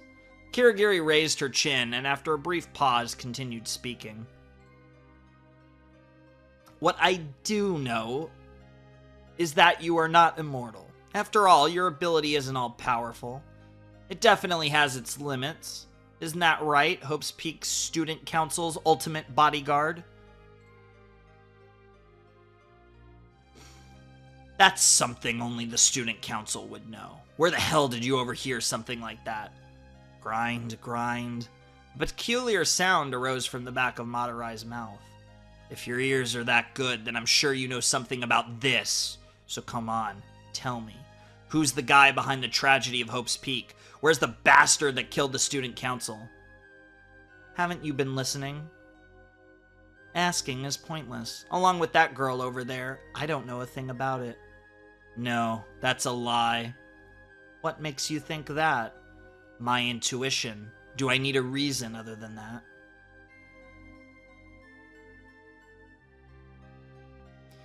As he said that, Madurai's intimidating presence seemed to grow stronger. The glass beneath his feet continued to shatter from the weight as he stepped forward, and naturally, I began to step back. Hey. Remaining cautious of Madurai, Kirigiri half turned to me and spoke. Judging from what he's saying, you've driven him off multiple times, haven't you? You shouldn't expect too much from me, I replied, weakly turning my head toward her. I don't really remember, but every incident was just a coincidence, and it really looks like he's immortal, too. While speaking, I carefully glanced towards Madurai. His sharp eyes glared back at me in return. Panicking, I quickly averted my gaze. It's impossible. We can at least take advantage of our numbers, right? Like maybe one of us becomes a decoy and the other runs for it? That's the only way. I was attempting to casually hint that she should be the decoy, though I wasn't sure she understood the suggestion. Madurai flipped his greasy long hair. So, what are you gonna do? Behave and fess up? Or should I beat you till you talk? Do you think you could hurry and make up your mind? Like I said, I really don't know anything. We don't know anything. Kirigiri confidently shot back in a sharp contrast to my stuttering. She had almost nothing to do with the situation, but despite that, her resolve didn't seem to waver at all. It was almost like she was being stubborn for the sake of being stubborn. Sure, she had her reasons, but I would like it very much if I could avoid getting dragged into this. It's kind of who she is. It lines up with how she acted in Danganronpa 1. Seems like you won't budge. As his voice grew more threatening, a silent smile spread across his face. Looks like I have no choice then. I'll use my true power. I'll warn you, it is unlike anything you've seen before. It's a pain, but I'll deal with the both of you in one go. His slender body began to sway left and right. The next moment, a mysterious sensation invaded my body. As if I had become dizzy, my vision began to blur. Madurai's appearance in front of me seemed to split in two. But the only thing splitting into two was Madurai. The rest of the world around him remained exactly like always. What?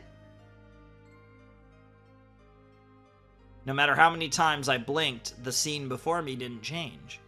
My eyes weren't playing tricks on me. There really were two Madurai standing there. I'll introduce myself once more. Both of them spoke at the same time in perfect harmony. My name is Yoshiki Madurai. My name is Sashiki Madurai. Interesting. The slim, long bodies of the left Madurai and the right Madurai seemed to intertwine in a scene so creepy it sent shivers up my spine.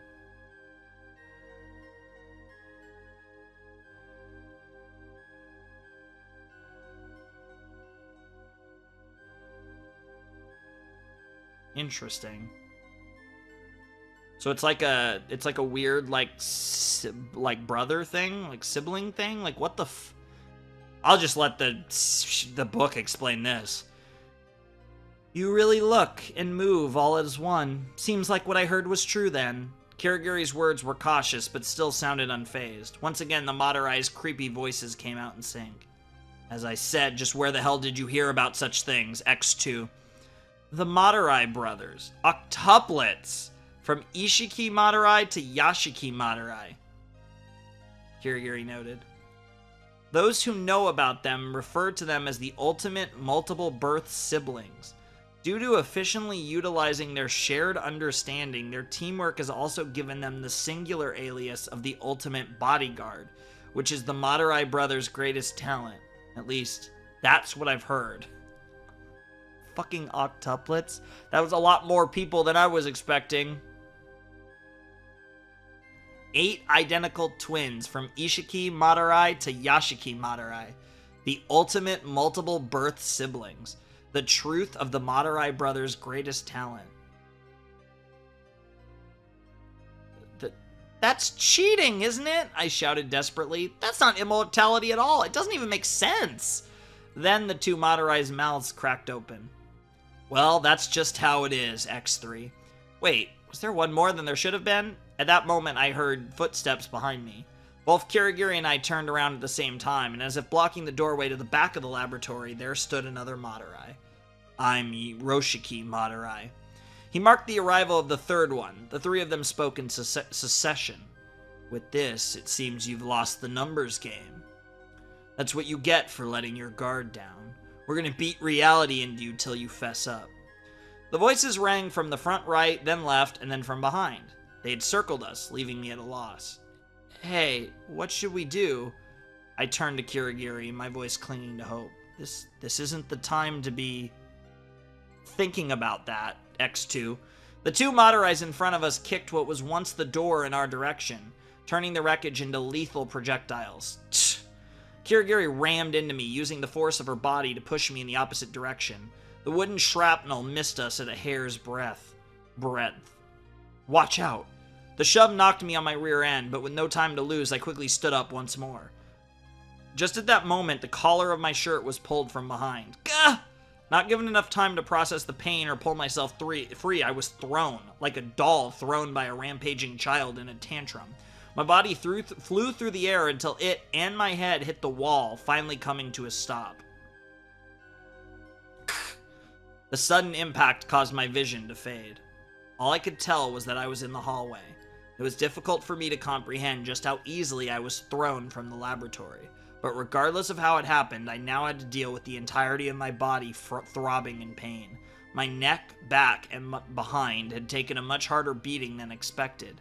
I tried to push through the sudden loss of feeling, along with the frustration that accompanied the numbness. Then, as if appearing out of nowhere, Madurai stood in front of me.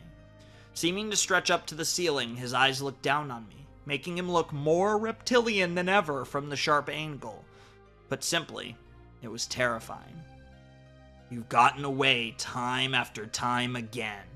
Even though I heard his words, his mouth didn't seem to move. But with 2 people, this should be easy enough. Then, from behind the Madurai that stood before me, stepped out a different Madurai. It seems to have been that Madurai who was talking. The 2 Madurais stood there in my blurred vision, creating a true scene of despair. Not only that, but with me having been thrown into the hallway, I couldn't rely on Kirigiri any longer. I'll ask you one more time, X2. They once again spoke in harmony, then back to back. In what way are you related to this case? Who should I be taking out my revenge on? In rapid succession. Where is that bastard? As if winding together. Or maybe it's really you. They... Hurry up and talk, pressed me. But right at that moment, I suddenly felt a breeze from above my head. Looking toward the source, I noticed the hall's window was open. As soon as I saw it, inspiration flew into my mind. Looks like you won't talk unless I force it out of you, X2. At the same time, the Madurai's hands reached out toward me. There was no time to hesitate. Girl, about to jump out the window? What the fuck? I dodged through the arms as I shot upright, and without losing speed, I jumped with all of my might onto the window sill. In a swift motion, I aimed my body toward the rear garden, took a leap, and that's when I realized this was the 3rd floor. What? The expressions of the left-behind Madurai's changed to simultaneous surprise. Throwing myself out of the hallway's third-floor window was nowhere to be found on their list of expectations. Or mine, for that matter. Actually, the surprise on my face was probably even greater than theirs. Oh, that's amazing. And with that surprise, my body, ensnared by gravity, continued to fall straight down toward the garden. Ah. What followed the fall was a shockwave. It wasn't fatal, however. In fact, it didn't even take my consciousness. Miraculously, I fell directly into some shrubbery which mostly cushioned my fall. That was just 100% coincidence. I didn't know about it, I didn't aim for it, and I didn't expect it. Sheer coincidence. Yeah, I don't know about that. I mean, that might be like some weird, like, repressed part of your memory combining with, like, the ultimate analyst shit. I don't know. Like, I don't know if I buy that. They're really emphasizing it, too. Even though I couldn't understand it, I took the coincidence like it was fated and felt silently grateful. Still, the impact was strong enough to numb most of my body, and my arms, legs, and face were all being stabbed by the prickly bits of the shrubbery. Despite the unpleasant feeling, I calmly told myself to escape, and my arms and legs slowly regained feeling. Once that was taken care of, I proceeded to drag myself out on all fours. While crawling around along the ground, I ran into 2 pairs of black shoes, 2 more Madorais. Slowly, I raised my head up to see 2 Madorais looking down on me. I'm Shishiki Madorai. I'm Yoshiki Madorai. They were different Madorais from the ones on the 3rd floor. It seemed as though they had also been called out. Well, we certainly didn't expect you to come falling down, X2. By sheer reflex, a gulping sound came from my throat.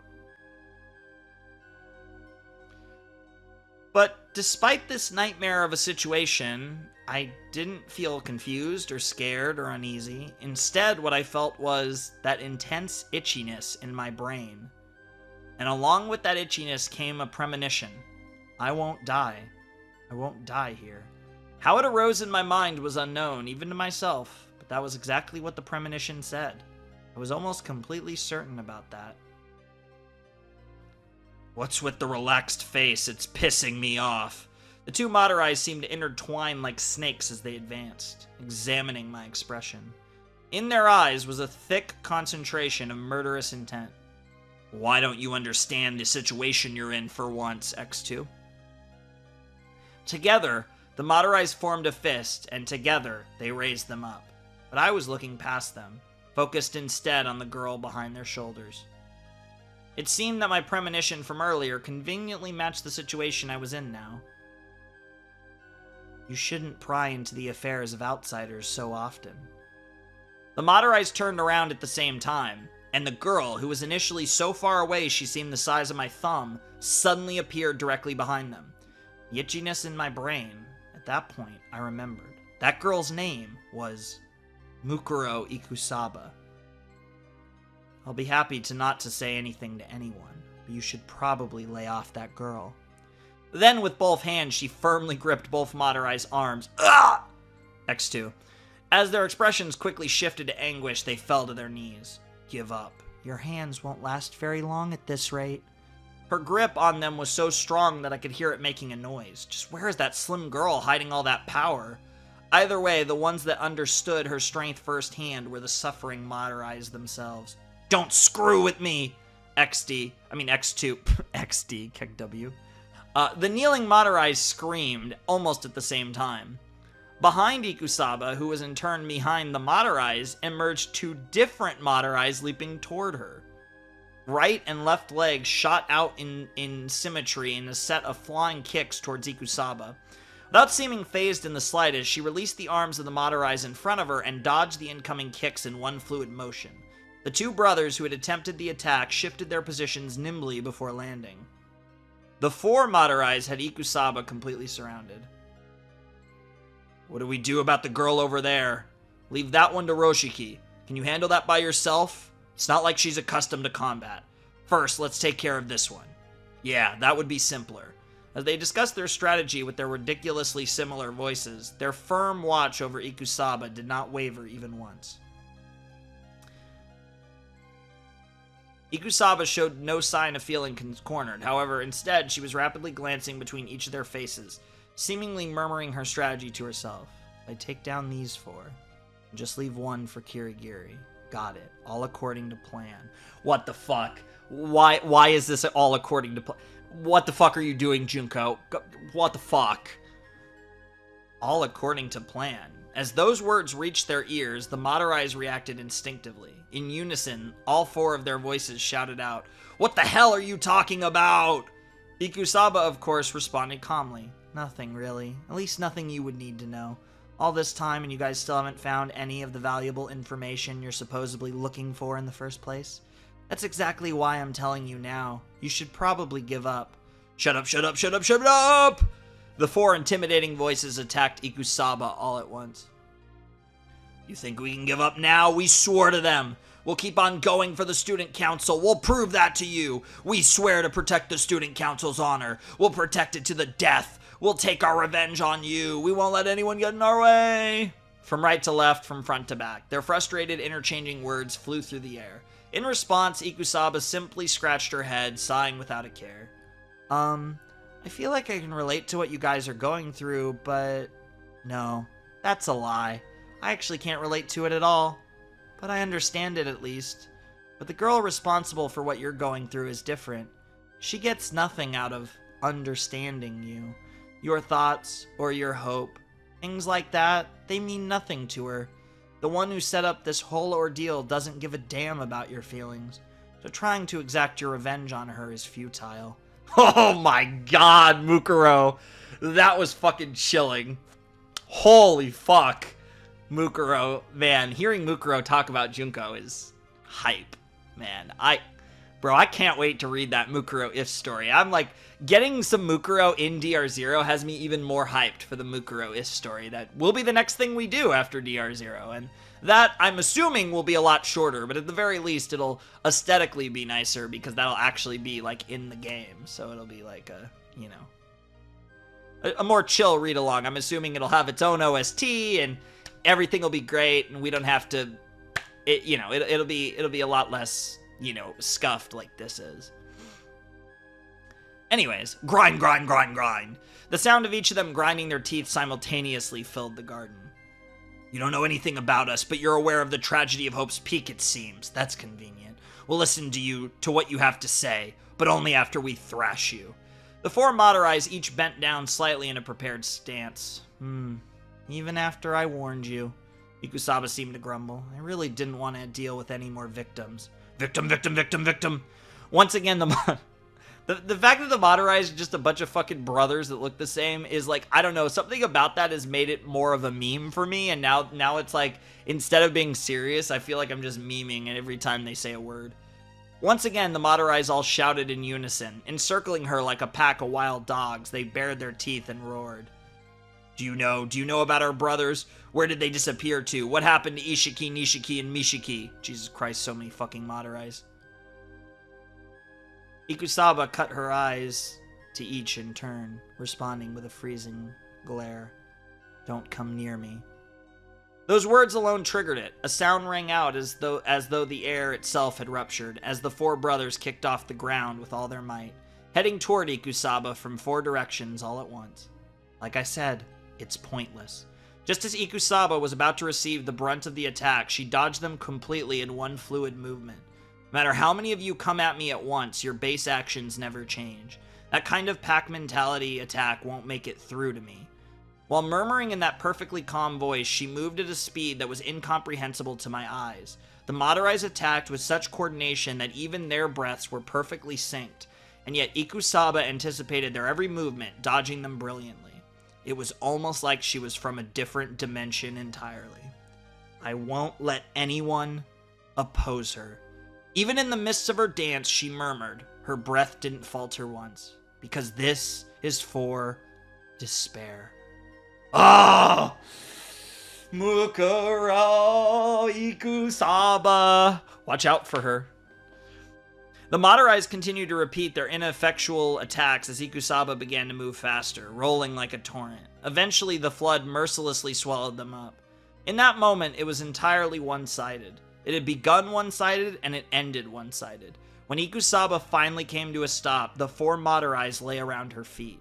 She hadn't turned the tables on them or anything. She had just decimated them. Jesus! Bye-bye, bitches. It's over, Ikusaba murmured, looking away from the Madorais. She let out a small sigh, and her eyes then turned to me. Astonished, I stood there, forgetting what I had even been doing beforehand. Why are you so strong? It's all I'm good for, after all. Oh, it makes so much sense. It's so funny, too. Oh, God. Every time Mukuro does something, it's like, fuck, man, I need more Mukuro so badly. And that's why I'm so excited about this arc of our Danganronpa journey. We're getting Mukuro in DR0. Then we do the fucking Mukuro story. Then we get fucking, Ultra Despair Girls, which I have theories, but it might involve her, depending on whether my theories are correct. Oh, I have multiple theories about what that could be. And then we have Danganronpa 3, which, given what it's called, like, given what its subtitle is, we might also get Mukuro. Because what's weird about DR3, and I have my theories about this, because I know the structure of DR3 and how there's, like, the different arcs and how you, like, jump back and forth. Because I know what the structure is, I have theories based on the structure, and if I'm right, then that means we might get Mukuro in that too. There is a possibility that Mukuro is going to be in everything that we're going to do in this, like, session. Like, because this run of Danganronpa is basically, we're going through this, the If story, Ultra Despair Girls, and the Danganronpa 3 anime, and it's possible she's in all four. I mean, 1 for 1 so far. She's obviously going to be in the next one.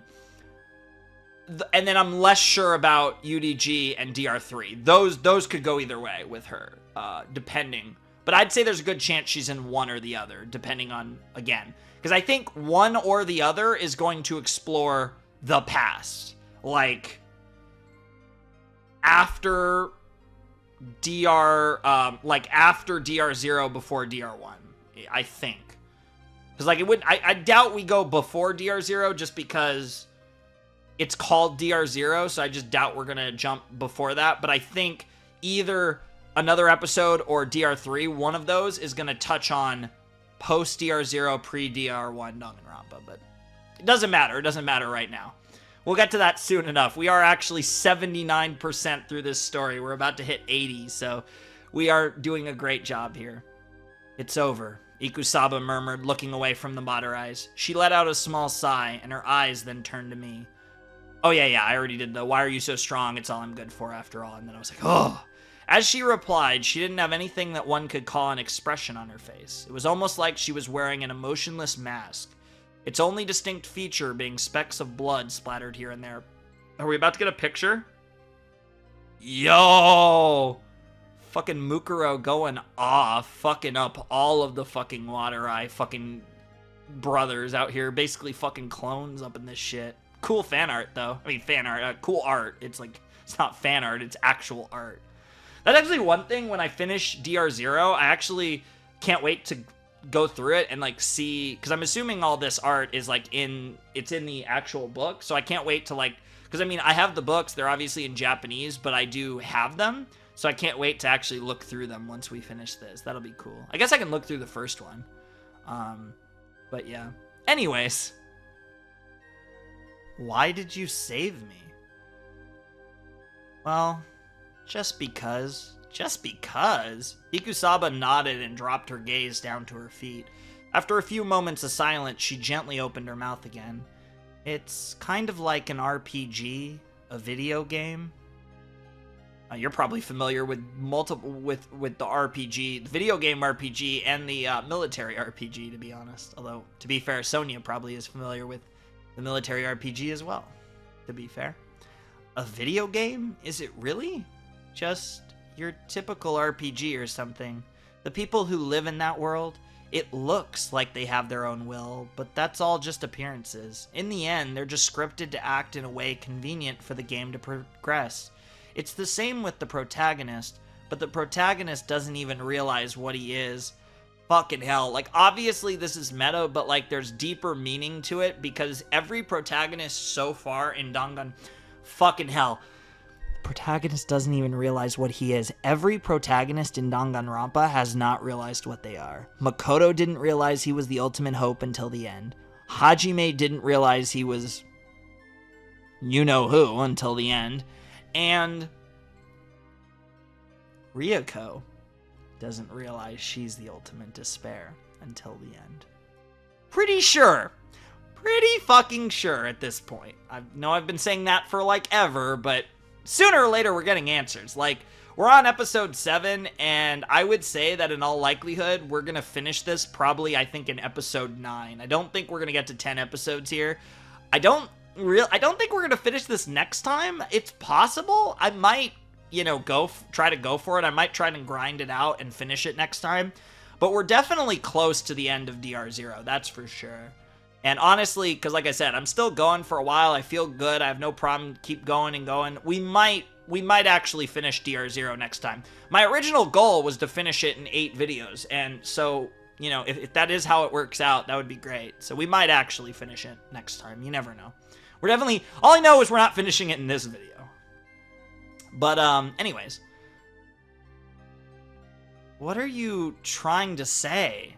Well, my fight with the Madorais wasn't a coincidence. Actually, it's the same with the Madorais coming to the Neuroscience Institute, and with keeping Kirigiri's unnecessary self out of the way. Everything was determined from the beginning. Ultimate analyst, right? What do you mean by determined? The same goes for me. I'm just moving along with her scenario, as scripted, moving according to her will. My only purpose to prevent the story from taking the wrong path. She's literally there to just fix anything. Like, if the story tries to branch, she can use her incredible, feats as the ultimate soldier to just beat the shit out of people and make sure that doesn't happen. It's so great because it fits perfectly into everything that was implied about the relationship between Junko and Mukuro in DR1. But it's great to actually get this context to actually see it, right? Because we only get to experience Mukuro from the gaze of a fake Junko in DR1. So it's great to get, pure Mukuro for the first time, truly, in DR0. And that's what I'm talking about. One of the things I'm so excited for is more Mukuro. And that the next thing we're touching after DR0 is a Mukuro thing. So it's, so exciting.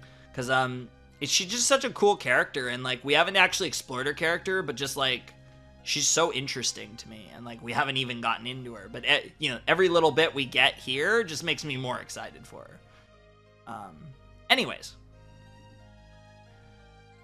I'm talking about Junko Enoshima, of course. At that moment, it felt as though my blood had frozen. As expected, everything returns to Junko Enoshima. Everything trying to get me or Matsuda involved. It's all because of that horrible girl. Wait, what? At that point, I suddenly realized it. Then, you're working with Junko Enoshima? As I glared at her accusingly, Iku Usaba responded without hesitation, as if embarrassed. Well, working with her, it's more like she's my sister. Huh? It was too sudden and too casual of a confession. Mukuro Ikusaba and Junko Enoshima are sisters? Wait, that's even worse than just working together, isn't it?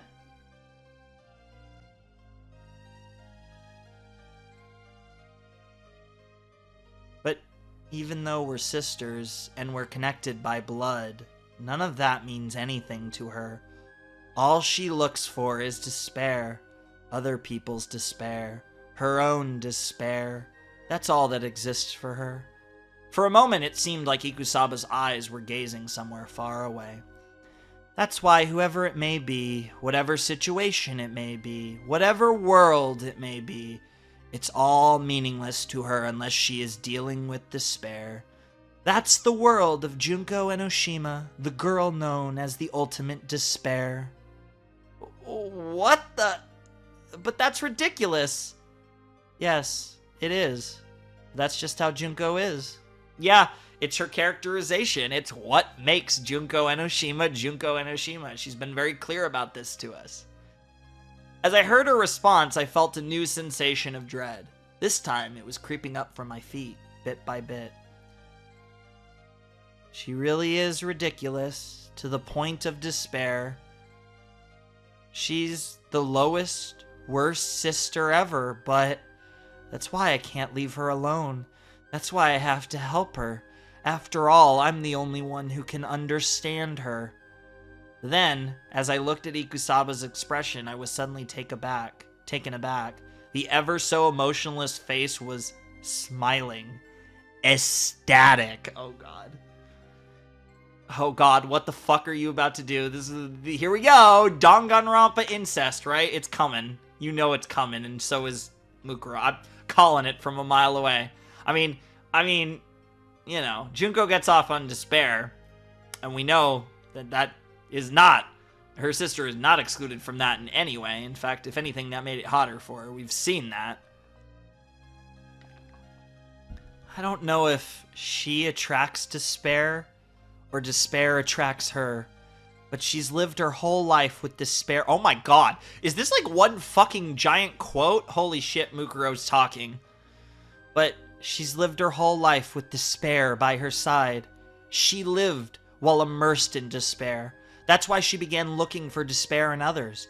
She began to enjoy pushing people into despair. But you know, that's normal. It's no different than someone cursed by misfortune falling into hatred for those who are better off than them. But what's special about her was that she learned to enjoy inflicting despair upon herself. That's how the link to despair began. As she chased down despair, she pushed it onto others along the way. Doing so caused her to crave falling into despair even more. And because of that chain to despair, the ultimate despair was born. While she spoke, it was like she fell into a fever. The expressions on her face slowly turned into ecstasy. Bro, she's fucking hot. She's fucking aroused as fuck. I mean, she is hot too, but that's separate. Yes, Mukuro is hot. What a shocker. It was so completely absurd that it would have been difficult for anybody to think of it as anything but a joke. But I could tell that this was real. It might have been the hazy memories of Junko and Oshima inside me that led to that conclusion. Well, I mean, Mukuro is Junko's sister. And, like, if Junko is the most insane person ever, Junko's sister is gonna be pretty fucking close. You don't get it, right? That's fair. I don't think anybody could, but you know, only I can understand it. Consumed by ecstasy, even Ikusaba's breathing had begun to turn ragged. Only I'm able to understand her. That's why she needs me. She still hasn't realized it, but maybe she's only pretending not to. It's because she's so shy. Holy fuck! Holy fuck! Holy fuck! I might have undersold it, of course, because Danganronpa always goes farther than even I'm expecting it to. Holy fuck. Mukuro is fucking in love with Junko, and I don't mean the sisterly type. She is down the fuck bad for her sister, and that is right on cue. That is perfect for a despair. And that explains why Junko treats Mukuro the way she does, because it gives both of them their hit of despair, because Mukuro loves Junko so much, and probably deep down, deep down, there's probably the smallest part of Junko that actually loves Mukuro too. So it only adds to the despair for both of them. It's fucking great. It's so good. Everything related to Junko in this series, man, it's just so peak. Fucking love Mukuro right now, though. Holy shit. Seeing this intoxicated version of Ikusaba continue to talk like that repelled me.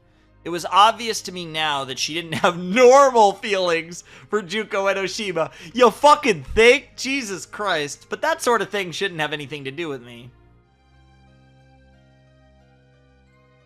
That's right. It has nothing to do with me. Without thinking, I began to speak. Huh? It's not like I know anything about you or Junko and Oshima. That sort of thing doesn't have anything to do with me. Right, 81%. Is there a chance that Mukuro drops the bomb here? Realizing what I had just said, I quickly apologized. I'm sorry. At that moment, Ikusaba's face turned pale. That must be fucking weird. Fucking Junko saying, I'm sorry. That's probably freaky. I'm sorry, I'm sorry, I'm sorry, I'm sorry, I'm sorry. Growing more and more flustered, I began bowing my head as well. I guess you relate to it because Mukuro feels the way about Junko that Ryoko feels about Matsuda. So maybe that's kind of where she comes from here. You don't need to apologize that much. I'm sorry, I'm sorry, I'm sorry, I'm sorry, I'm sorry. Even so, I continued to apologize to the point where Ikusaba seemed to feel bad. And then, I realized how exhausted I was. Putting all that had happened aside, I was tired. It's so interesting with Mukuro, because I feel like Mukuro is just not a bad person, like, in any way. But she's just so... She wants to get, like, fucked and or fuck her, Junko so bad that in and of itself, like, completely makes her who she is and makes her do the things she does. Like, it's interesting, right? Because I think with a lot of the other despairs, I think have deeper flaws, whereas I feel like Mukuro's flaw is being Junko's sister, which sounds really sus, but like, I don't, like, I think it's like, it's easy for me to perceive how, like, most of the remnants turned into the remnants, right? Like, there might be a couple that I'd be interested to learn more about, but, like, I look at most of them, and it's, like, it's not that hard to comprehend, because they obviously all have deep-rooted issues, and they were regular people, and those issues were exploited, and they became what they became. The remnants feel like people that I could definitely see becoming overcome with despair. With Mukuro, I feel like it's more just like, yeah, it's more comes from that place of obsession. But I guess that isn't entirely off, because we do have at least one remnant of despair besides Mukuro, who we already know is confirmed to just be madly in love with Junko. And it's very possible that that is shared by more remnants than just her. So it's like I don't know how many of the despair, like, obviously they all worship Junko in their own weird fucked up way, but that's the thing, it's all in their own weird fucked up way. Like, Nagito still hates Junko. That's like part of what makes Nagito such a fucked up character, is his whole, like, concept of despair and his willingness to embrace despair in order to destroy despair and create hope, and, like, the lengths that he goes to the point where he is like, how much, the fact that he hates Junko so much that he's willing to become her servant. It's like the weirdest fucking, like, hate relationship thing ever. But it's part of what makes Nagito probably my second favorite character after Junko, and what makes him so fucking interesting as a character. That's what I love. One of the stuff that's fucking goated about Nagito. But that's my whole point, though, is like the despairs all have their own, like, versions of, like, how they got there, and we still haven't explored that at all, if we're even going to explore that. I'd have to imagine if that gets explored, that's either going to be Ultra Despair Girls or Danganronpa 3. It's got to be one or the other, or both, if we're going to explore, like, the shit with the fucking remnants and all that shit. We'll have to see, though. Anyways, tired from the conversation.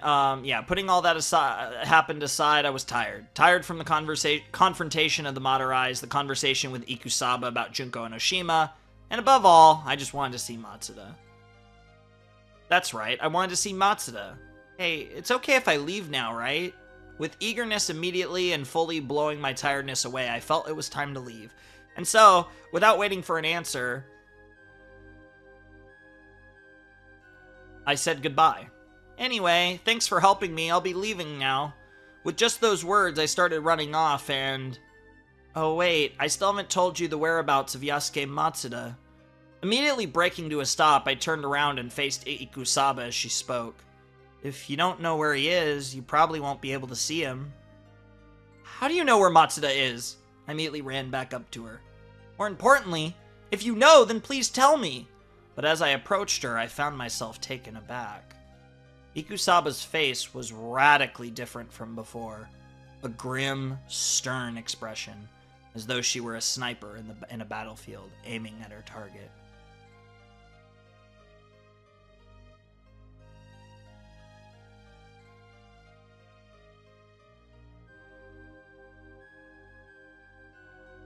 I don't like that things have to go this direction after getting along so well.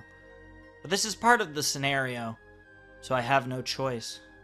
Yeah, like this type of stuff, and like when you think about like Junko in the beginning of DR1, so Mukuro, she seemed really cool.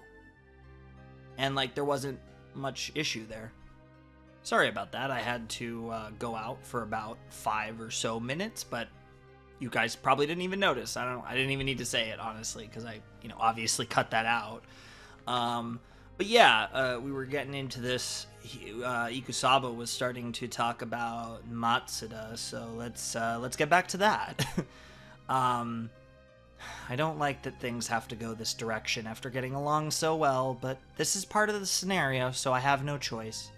After murmuring with sadness as if about to cry, she directed a freezing glare toward me. It's interesting because I think it's also implied that she has a lot of empathy for people, which is really interesting given that obviously she's the ultimate soldier and she is Junko's sister and she's a despair, but if anything, I feel like she almost has the most empathy for Junko.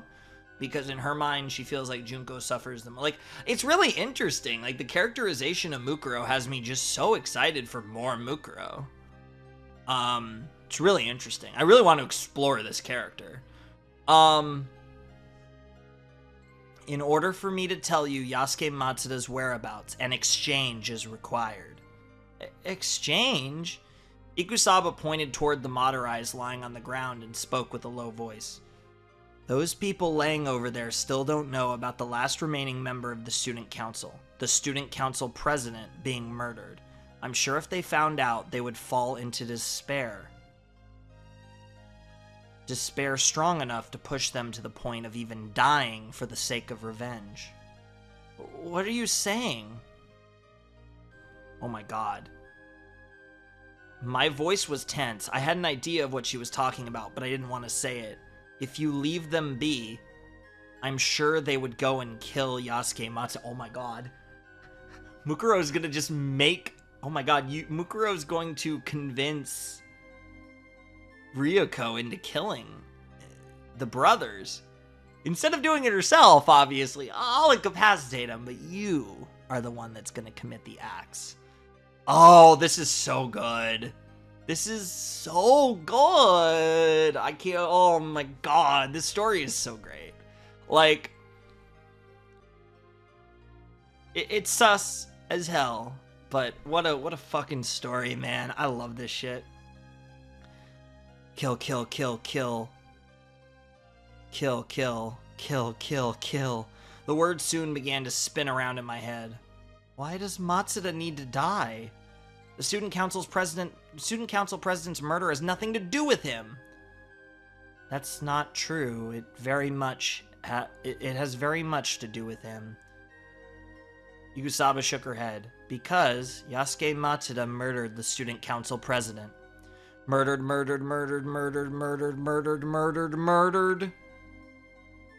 That's why we'll make an exchange.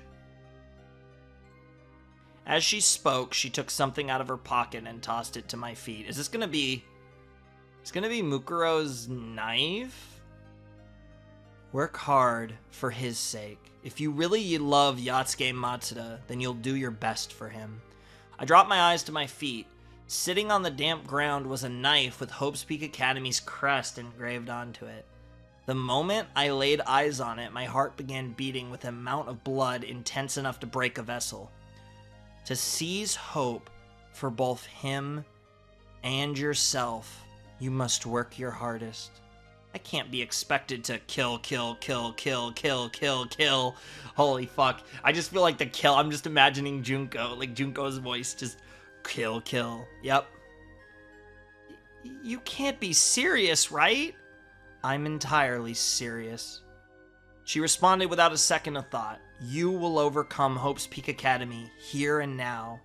With the sacrifices of the Madorais, you will obtain true hope. That is the scenario Junko and Oshima has assigned to you. What is this? The scenario Junko and Oshima assigned? Why? Why am I forced to do this? The severe confusion began to feel like a fever. I found myself struck with immense dizziness and a ringing in my ears. Why? At that point, I realized I was gazing up at the sky. Thick gray clouds began to gather, making it seem as though this damp, gloomy garden was caught in the dark of night, enveloped in silence. As I stared blankly at the sky above, I could feel the black, helpless emotions inside of me bubbling up like a toxic sludge from underground sewers, and then drying up like dead grass. I stopped and thought with my hazy head, this is despair. To overcome this despair and seize hope. Whose voice was that? Was it mine? Ikusaba's?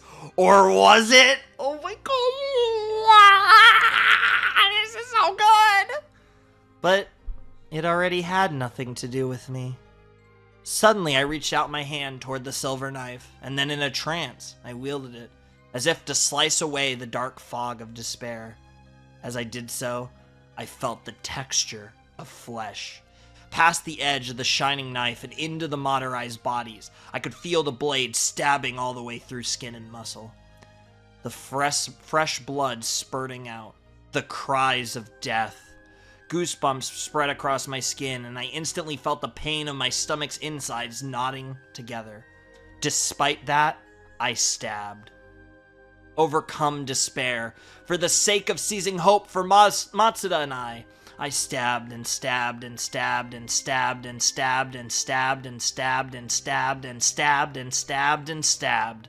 I could hear my screams coming from far away. Screams from my broken heart. Ah, big screams. It was then that I returned to myself.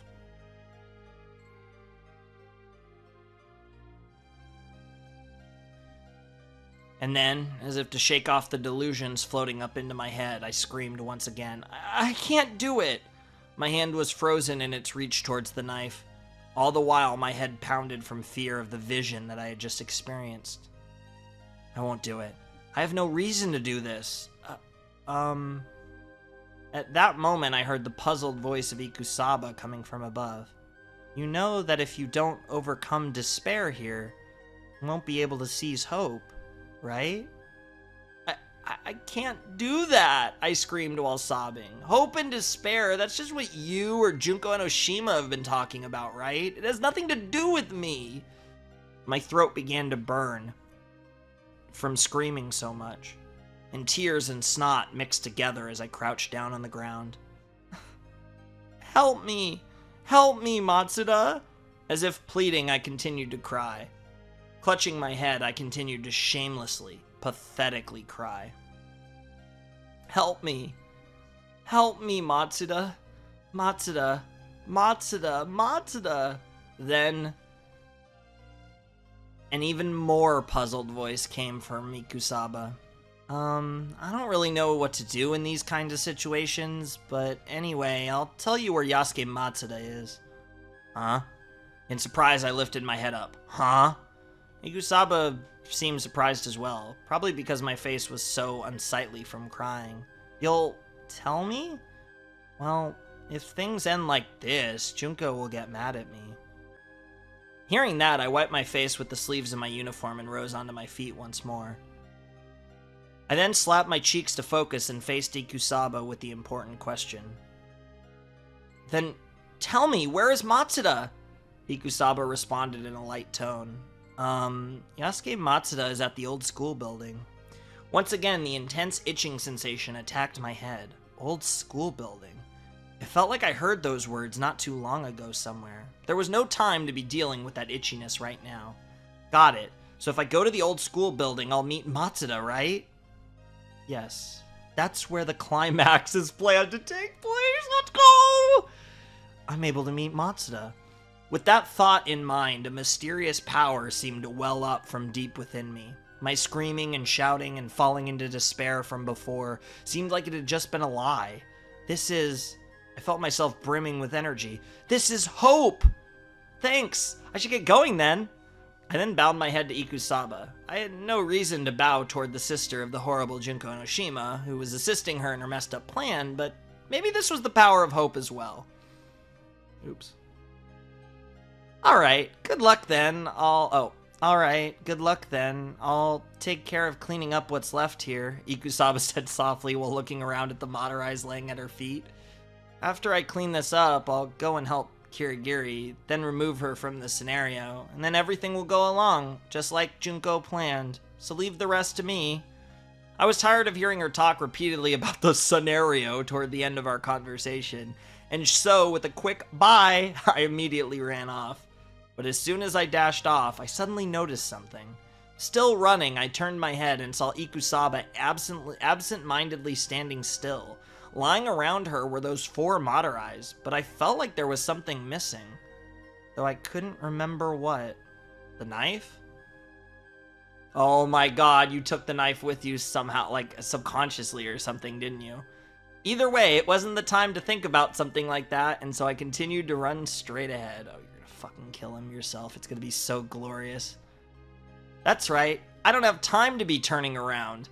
I was heading towards Hope Peak's old school building in the North District. Even without looking at Ryoko Otanashi's memory notebook, the path toward my destination somehow appeared in my mind. Everything in me was troubled, to the point where I wasn't sure I could handle it. But if it's to meet Matsuda, then it will all be okay. I'll be able to get rid of this uneasiness. Because if I meet Matsuda, everything will turn back to normal. My head will become normal again, and then I'll be able to return to those peaceful days with Matsuda. Whatever there may be, whatever may happen, I'll return to those peaceful days of receiving treatment from Matsuda. That is my ideal happy ending. What I was heading for wasn't the old school building. It was towards that happy ending. And in order to get to that happy ending, I ran as fast as I could. What a wonderful place to end it. And we sit at 83%, which, again, if I'm not mistaken, I want to say we started this video at 65%. And if that's true, then we apparently read 18% of the story today, which works out perfectly, because that leaves us with, I'll have to actually check in a second, but I'm pretty sure we started at 65, which would again mean that we read 18% of the story today, which means we have 17% of the story left for next time, because I think that's a perfect penultimate episode cutoff point. So I do have the intention to finish Danganronpa 0, and I was planning to do my recording a little different, but I think I'm actually going to film the finale tonight. So I'm actually filming this video the day before you guys are gonna see it, whereas I'm actually probably going to film the Danganronpa 0 finale immediately after, well, not immediately after this. I'm actually gonna take a shower, go to dinner, and I might record some other stuff before, but I think I'm gonna finish my night with the Danganronpa 0 finale. So I'm actually really excited about this, because I wasn't planning on finishing it tonight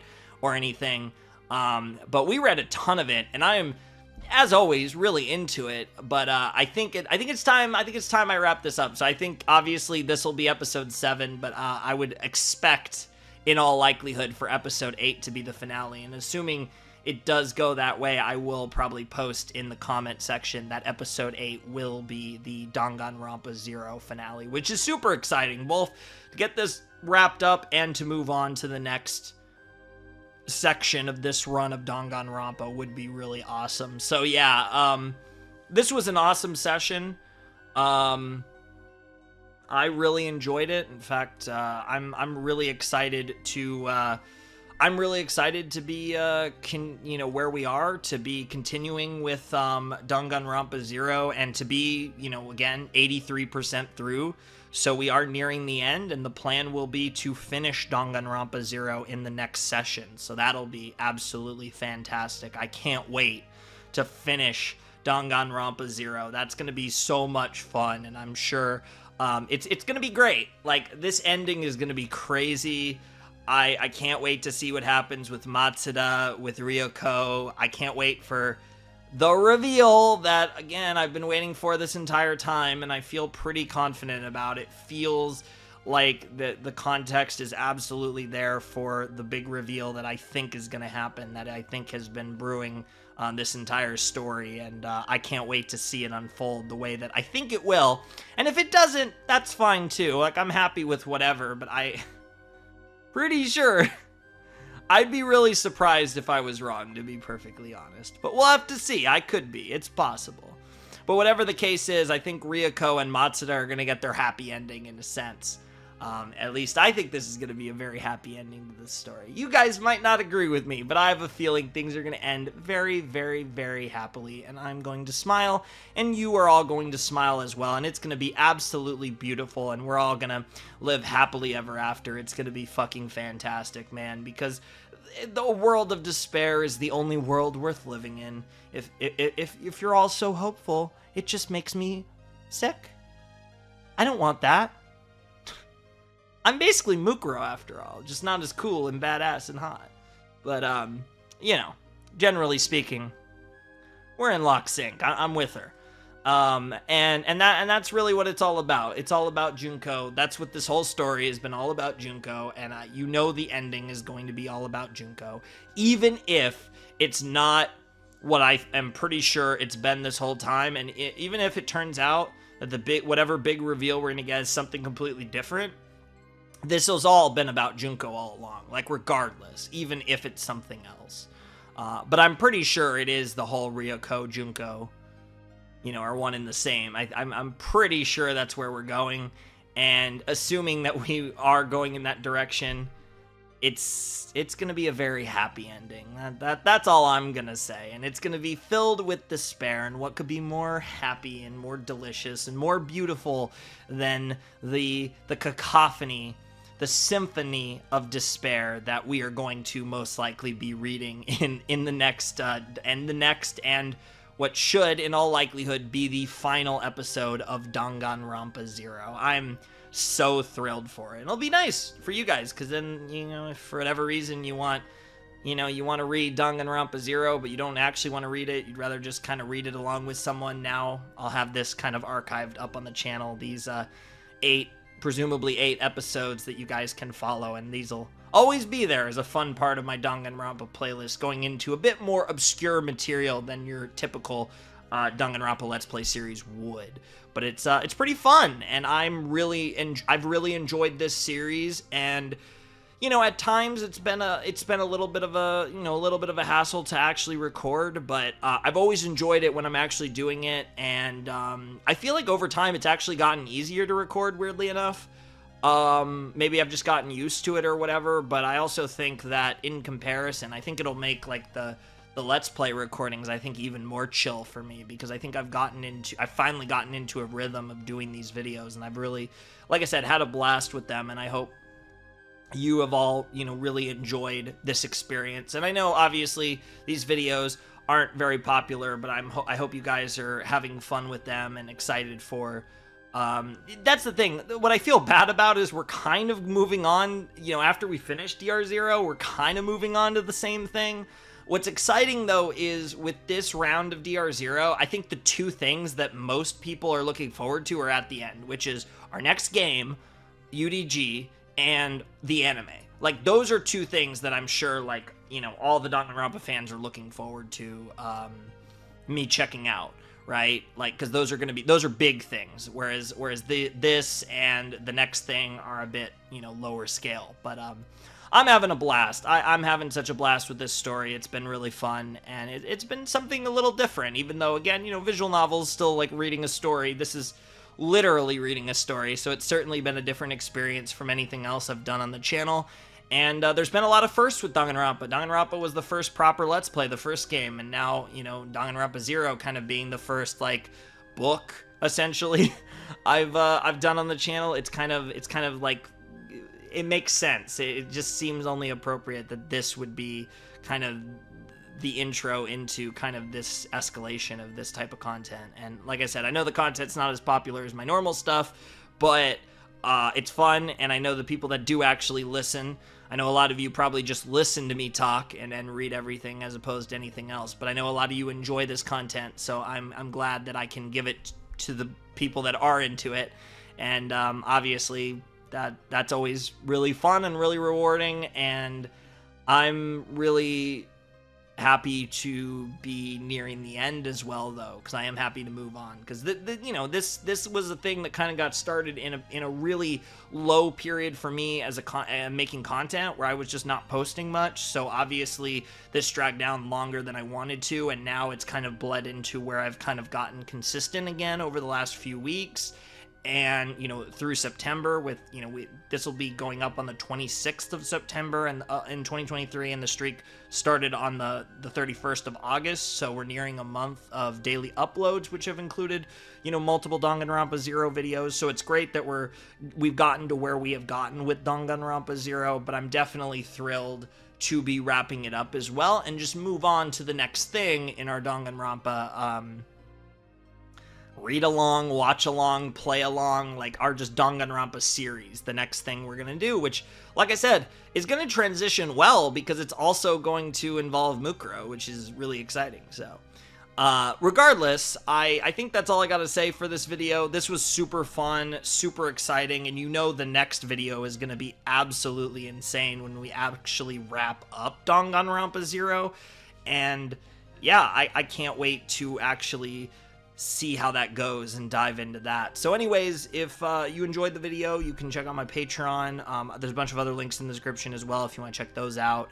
And yeah, without any further ado, it's time for me to bid you adieu. The Flamin' Shark, and potentially for the second to last time, Danganronpa Zero, signing out. Hope you all have a wonderful, fantastical day, and I'll see you next time with another video. Thanks for watching. Peace.